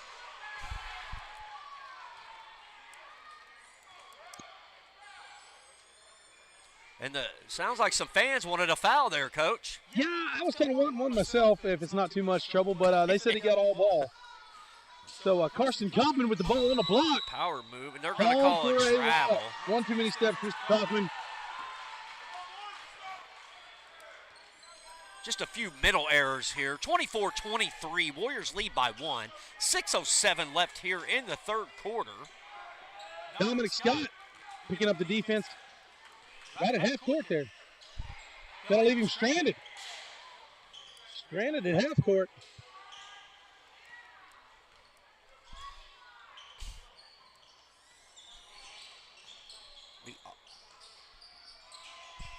I like the intensity where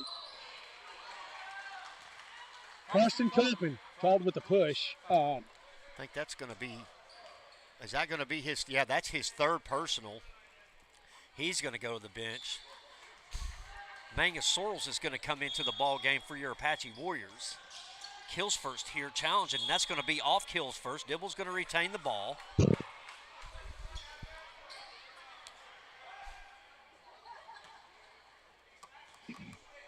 Dibble Demons with the ball out underneath their own basket here. Scott's going to challenge the inbound pass here. Look at Sorrells with his hands up. Mangus was able to create that turnover to give it up to Camarley. Coming down, he's got Buckner to his right. He's just going to take it himself. Count it. Christian Camarley. 26-23, Apache lead with 5:30 left to go in the third. 9 points for Christian Camarley tonight. Him and Scott are going to double team. Dibble's able to break the double team. Leaves him open inside. Philip Kilford says no to Greer. Greer's going to try the baseline. They're going to call him out of bounds. That's going to be Warrior ball.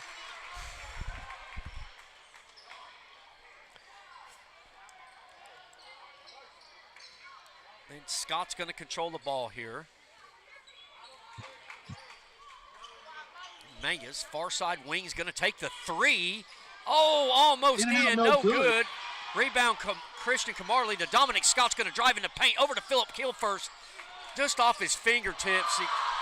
I don't understand. I don't understand how we keep missing the walk ball. Yeah, that was. I don't get it. It's beyond me. I don't understand that at all. Dibble was able to retain possession. Should have been a walk, but Christian Camarley with the intercept. He's got Dominic Scott and Buckner with him. Christian Camarley, shot no good, draws the foul. And I'll tell you my train of thought, not that anybody cares, but the kid's sliding on his knees holding the ball. That's a travel. And we missed it, which in a one-point ball game, or excuse me, a one-possession ball game, can change the course of the game. Who possesses the ball? We've got to get that right. But like I said, everybody makes a mistake. Nobody's perfect, and I'm sure that they'll get it figured out before the next time. He's 2 for 2 from the line tonight. Make that 3 for 3 from the line. Christian Camarley, your Warrior point leader. 4:30 in the third, 28-23. Warriors lead. Drive. That should have been another walk by Greer. No call. Oh, and that just a bad pass over. Kilfirst was looking for Dominic Scott, had him and Camarley, and that definitely would have been a transition bucket there with those two controlling the ball. Yeah, definitely. When you get those two loose on one end of the floor, that's trouble. Christian Camarley with 11 points on the night. Greer's going to shoot deep. 3, count it. No, that's Rimmer. Pardon me, Rimmer. I keep calling him Greer. That's not Greer, that's Rimmer. Rimmer. Not sure the pronunciation of it. Count that as 3. 28-26, 4 minutes left in the third. Dibble came to play tonight, and in a few mental errors of some. You know, we can talk about missed calls all night, Coach, but we had a few miscues, mental errors by the Warriors. Yeah. Phillips Kilfirst was able to put that shot in for your Warriors. Got his first points of the night. One thing's for sure, the officials, no matter how you look at it, they're not determining the outcome of this ball game. No. The Warriors have had many opportunities to take control and put this thing away. But to the credit of the Dibble Demon, it's just not going to go away. It's 26-30, Apache leading it, but ball game very, very much still in doubt here with 3:27 left to go in the third.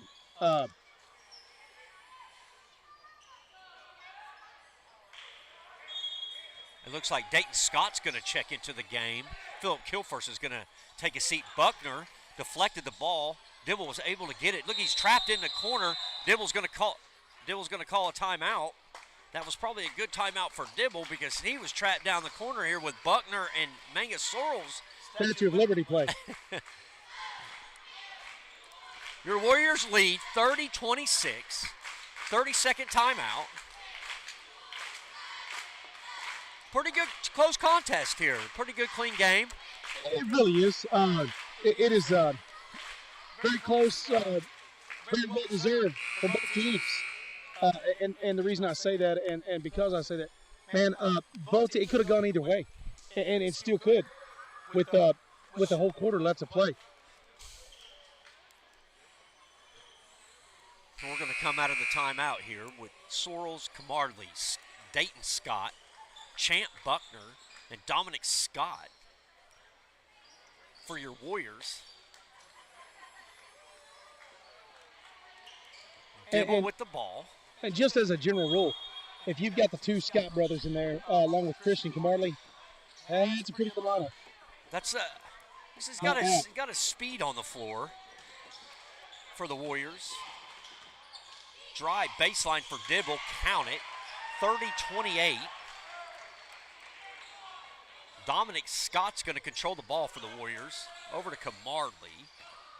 You know, when he touches the ball, it just you don't know what's going to happen, and that's going to be a foul there on Logan. He's so electric, man. You never know which, and he's so light-footed. Can change directions all the time. He is a change of pace player for the Warrior basketball team. Scott's looking. He sees Mangus going to put it up inside off the front of the rim. Rebound to Rimmer. Picks it up.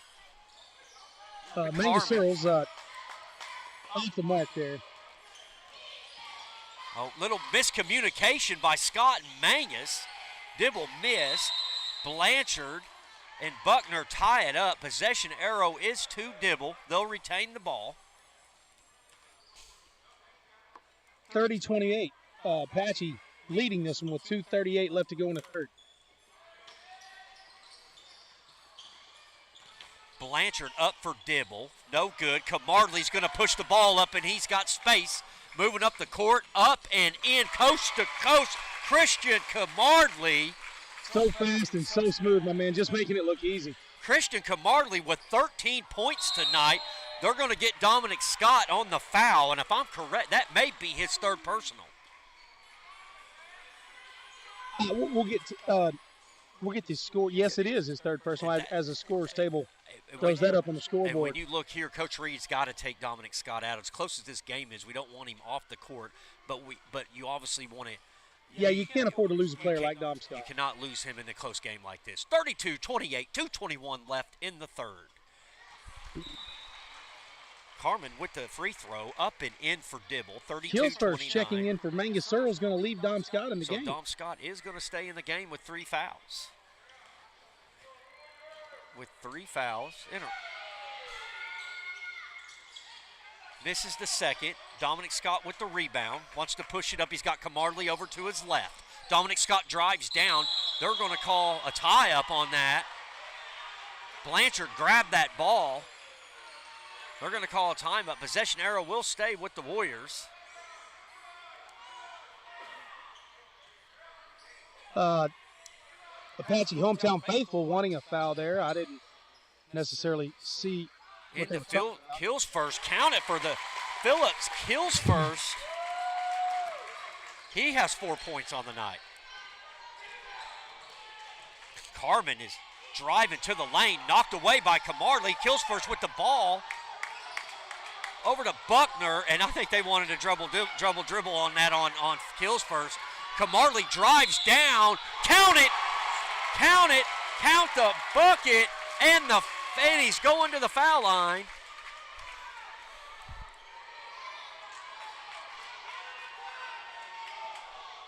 The coach is not excited about it and hollering at the referee. 15 points tonight for Christian Camarley.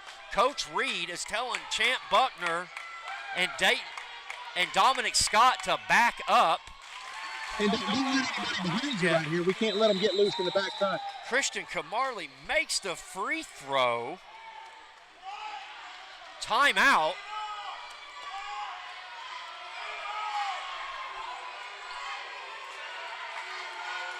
And the Dibble coach is not happy. The Dibble coach, I think he was wanting a double dribble by Kills first.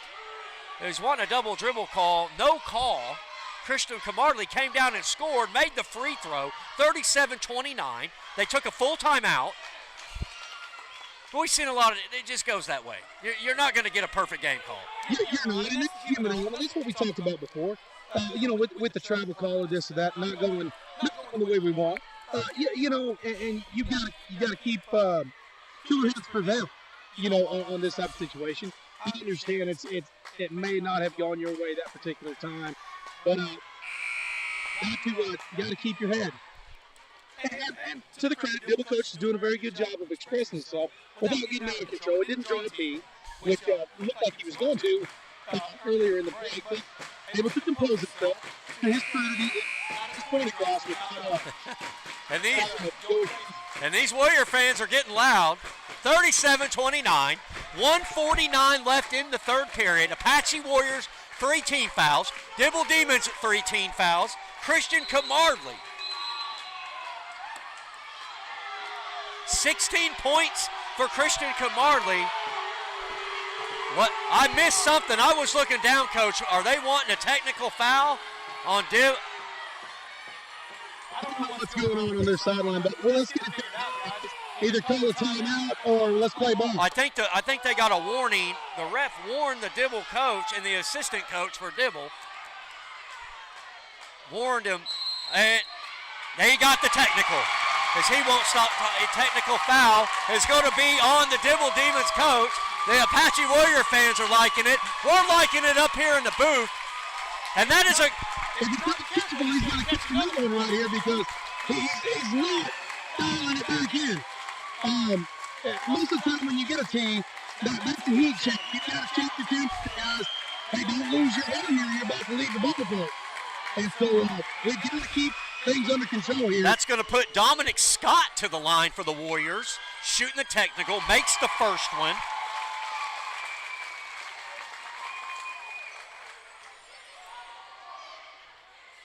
Makes the second. And Coach losing his head there has cost his team 2 points. Warriors will get the ball off the technical. Dominic Scott with both free throws made.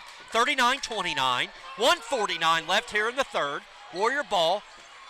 Screen Buckner. Oh, he had the three, didn't want it, drove in. Should have been a foul on Blanchard, no call. Bremer's going to bring the ball up for the Dibble Demons. Scott's on him.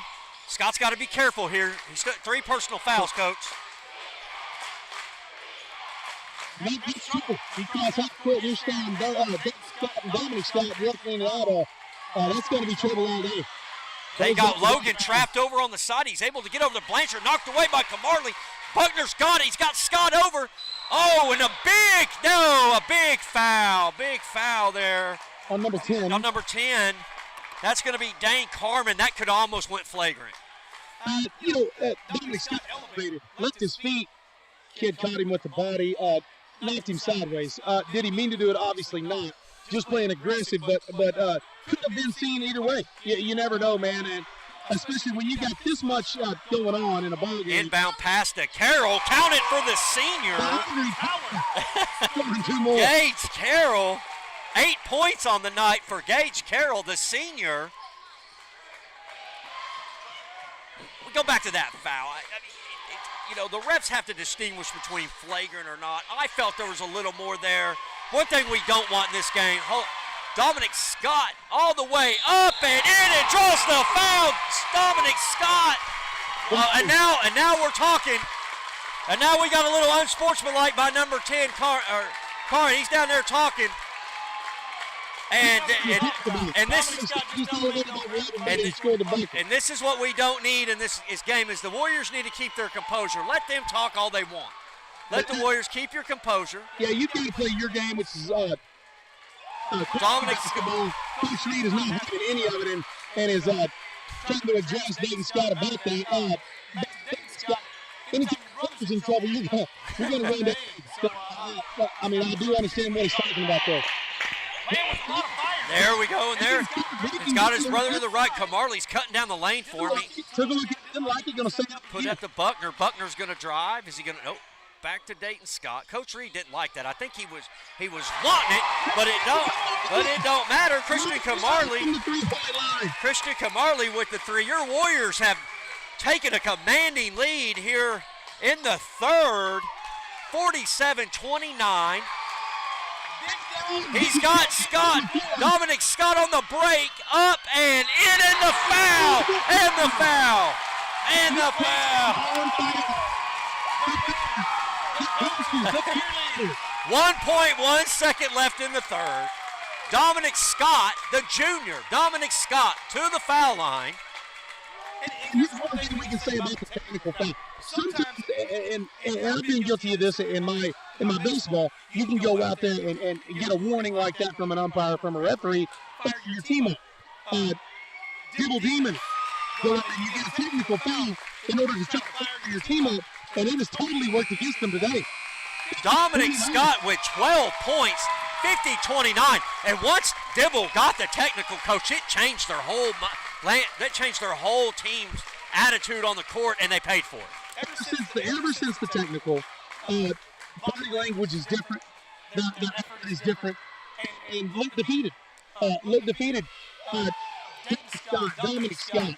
Guys, you're going to have to get up real early in the morning to hustle these two.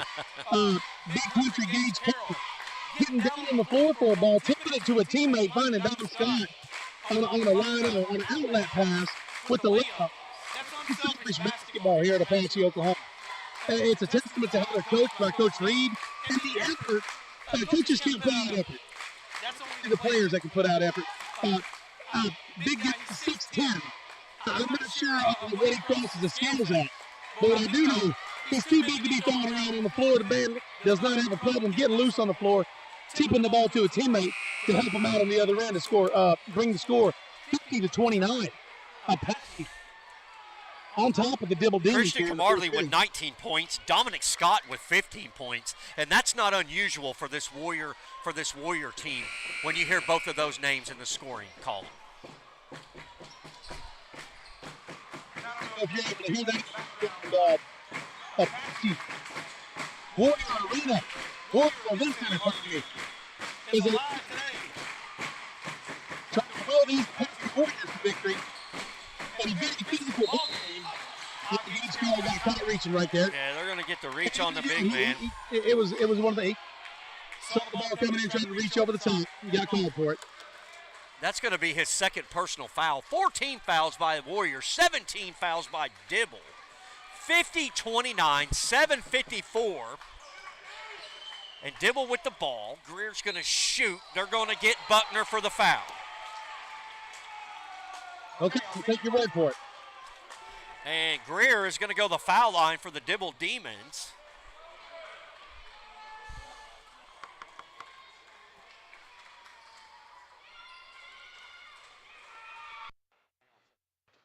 Got to shoot 2 rest on the first one here. First one is no good. With 1 left to shoot here.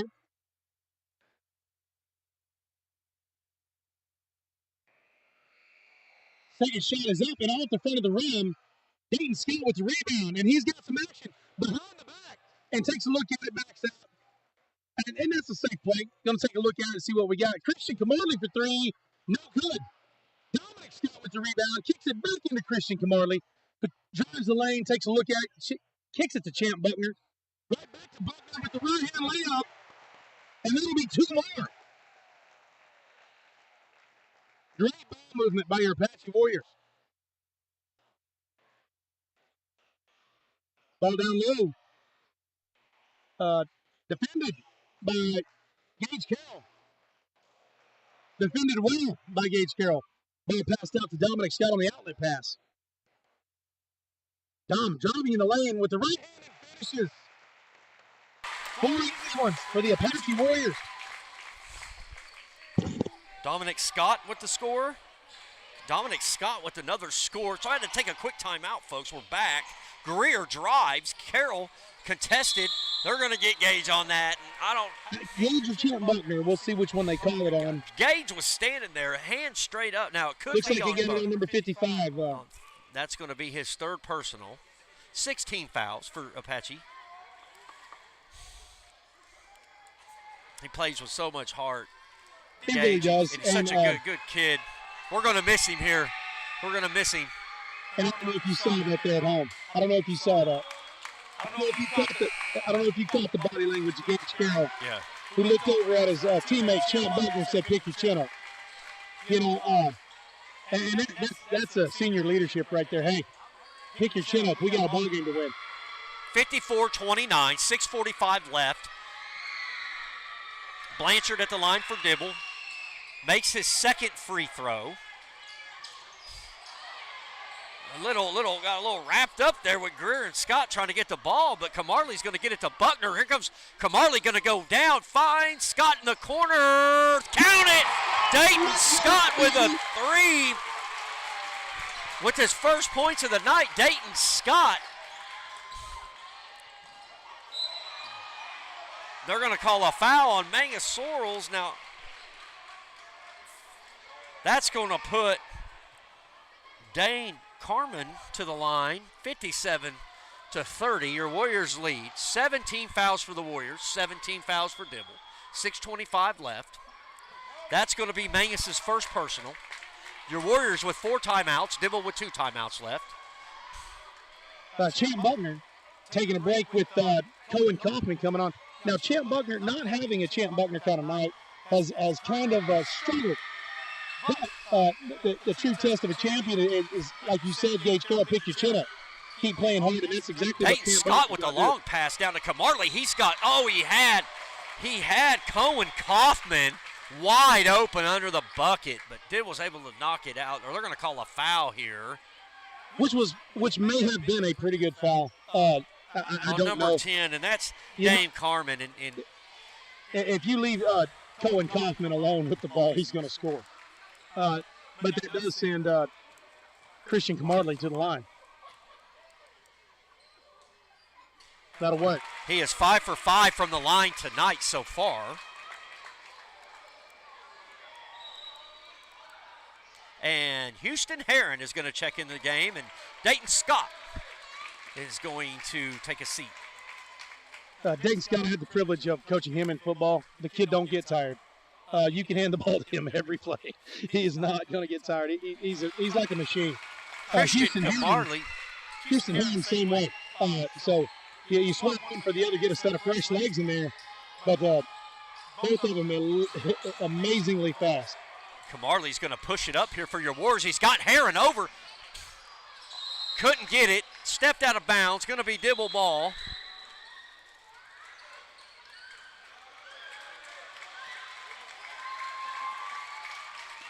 Christian Camarley checking out of the game. Going to bring in, I believe Mangus Searles back in the ballgame.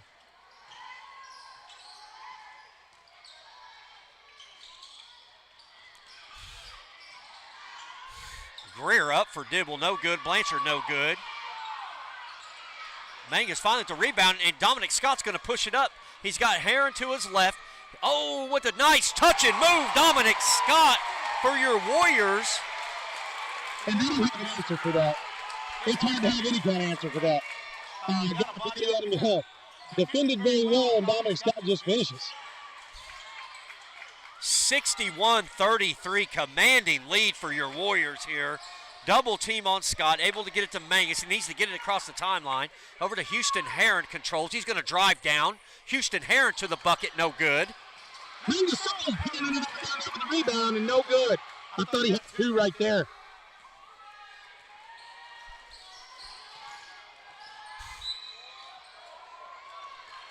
That's going to be on the floor. The bucket's not going to count. That's going to send Dane Carmen to the line.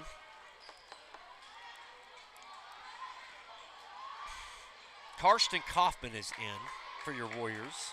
Cohen Kaufman is in. Houston Heron.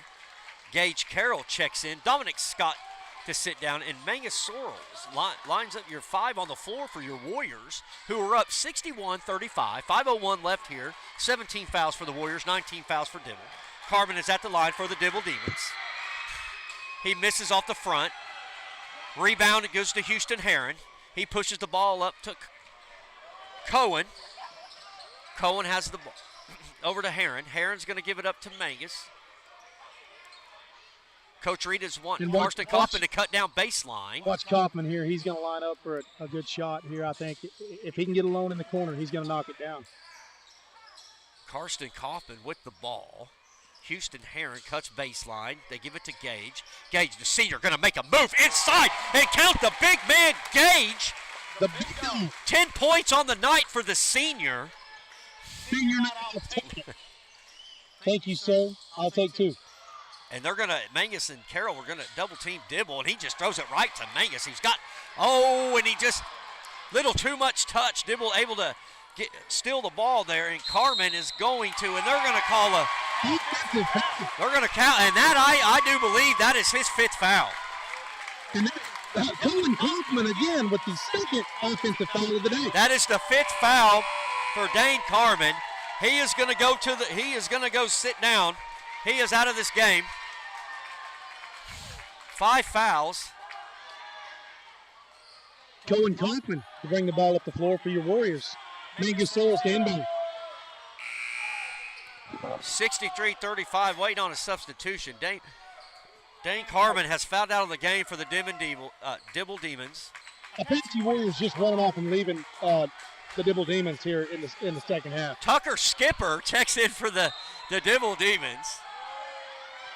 Cohen Kaufman is going to bring the ball up for your Warriors. Mangasor just holds the ball.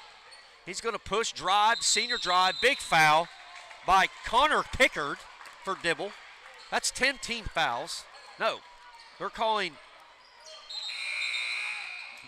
correction, no foul here. I guess they just called it out of bounds. They're calling out of bounds on the Warriors. Pick a card, any card. My mistake. Logan's going to bring it up for the Demons. And the Demons are getting demonized tonight by the Warriors, 63-35. Without a doubt. Getting some people the opportunity to play here that may or may not normally get minutes in excess of what they're getting tonight. Looks like Blake Cresswell is in the game for Dibble.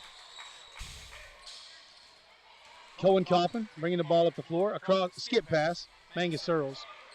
Carson Kaufman for three, just short. He was close there. He almost took that extra step, Coach. 3:15 left in the ball game, 63-35.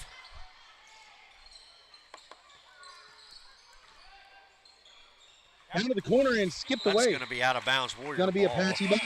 Can't be nothing but happy for the Warriors and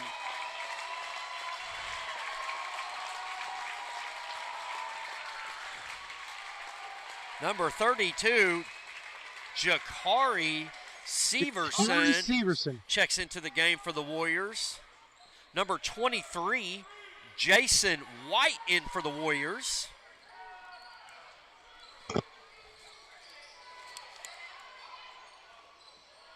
Number 15, McConnell is in for the Warriors. Camarley and Carantini on the court as well. Camarley control. He's going to take a deep three, and the kid just don't miss. Here's the deal. I don't even think that hit the rim. I mean, that was from downtown Atlanta. He was 4 foot off the three-point line. Christian Camarley, probably one of the most electrifying players in Apache Warrior history in basketball. 66-37. And we're going to have Coach Reed is going to get everybody in the game.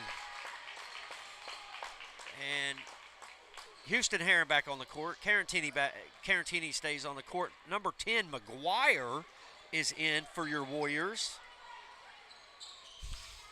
Jacob Harvey in the ball game. Number 21, Harvey.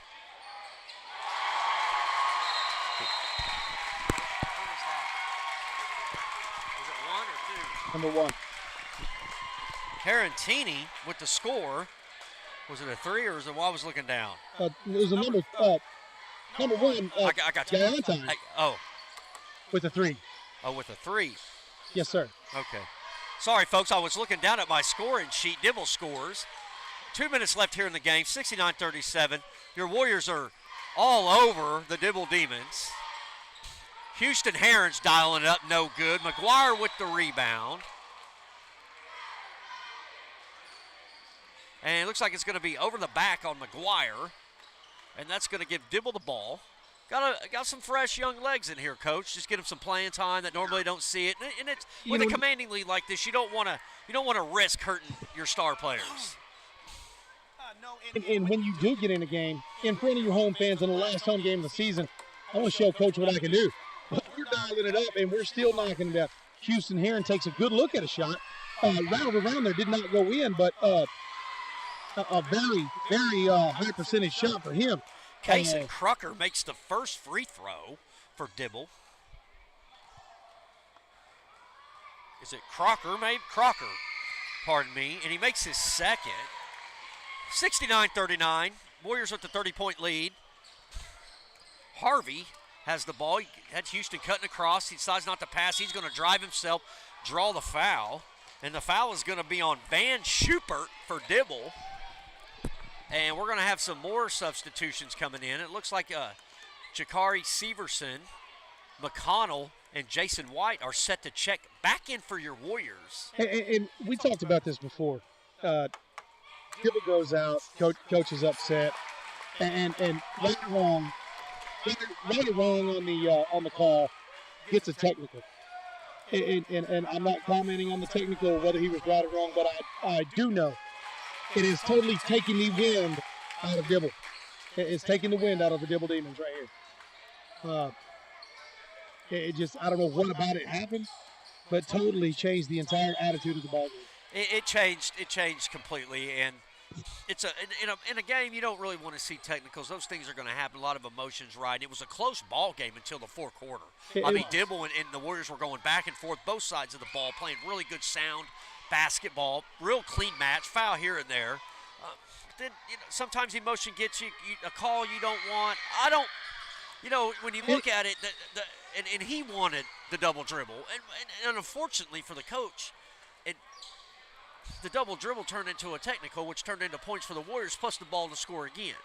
Yeah, and that's the thing I've learned. And I won't claim to know everything, but guys, he's not going to change his mind as much as you'd want him to. He's not. He's made his mind up. He's made the call, and no amount of complaining or arguing about it is going to change that. Jason White drives baseline, comes up underneath, no good.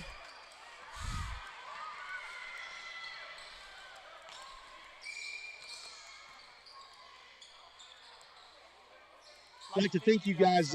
We will not be broadcasting the game on district or regional. If we do play here at regionals, I don't know that we will be broadcasting it due to OSSA rules. It has been my pleasure. My name's Chad Price, here with Jason Metzger and our cameraman, Levi Allison. It has been our pleasure to be with you this season.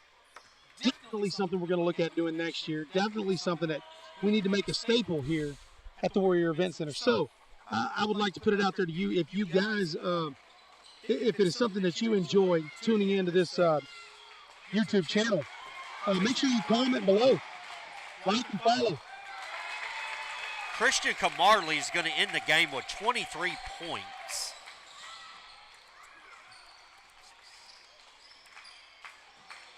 If you wouldn't mind, Dominic Scott with 18 on the night. And that's going to be it. That's going to be it for the ball game. 22 seconds left here in the game. Harvey's going to take a deep three. Dibble's going to get it. They're pushing up. Oh, almost off his fingertips, and he scores, and that's going to be Gabe Cresswell. And your Apache Warriors are going to wrap the win in orange and black, 73-47. 73-47. Let's shake hands, wrap the win in orange and black. Good luck to the Warriors and Lady Warriors. That's what we were talking about. Emotions ran high tonight. And as you enter the later parts of this season, things get a little more intense. Things get a little more on the line with senior seasons on the line and coaches really pushing for their team. And no disrespect to the Dibble Demons. Guys, they gave Apache all they wanted tonight for 3 quarters. Apache did take the win in the fourth and run away with it. But Dibble Demons, please be safe driving home. My name's Chad Price. I'm here with Jason Metzger for AHS Warrior TV. And that's us down here. Make sure you have your pets spayed or neutered. All right. Have a good night, Coach.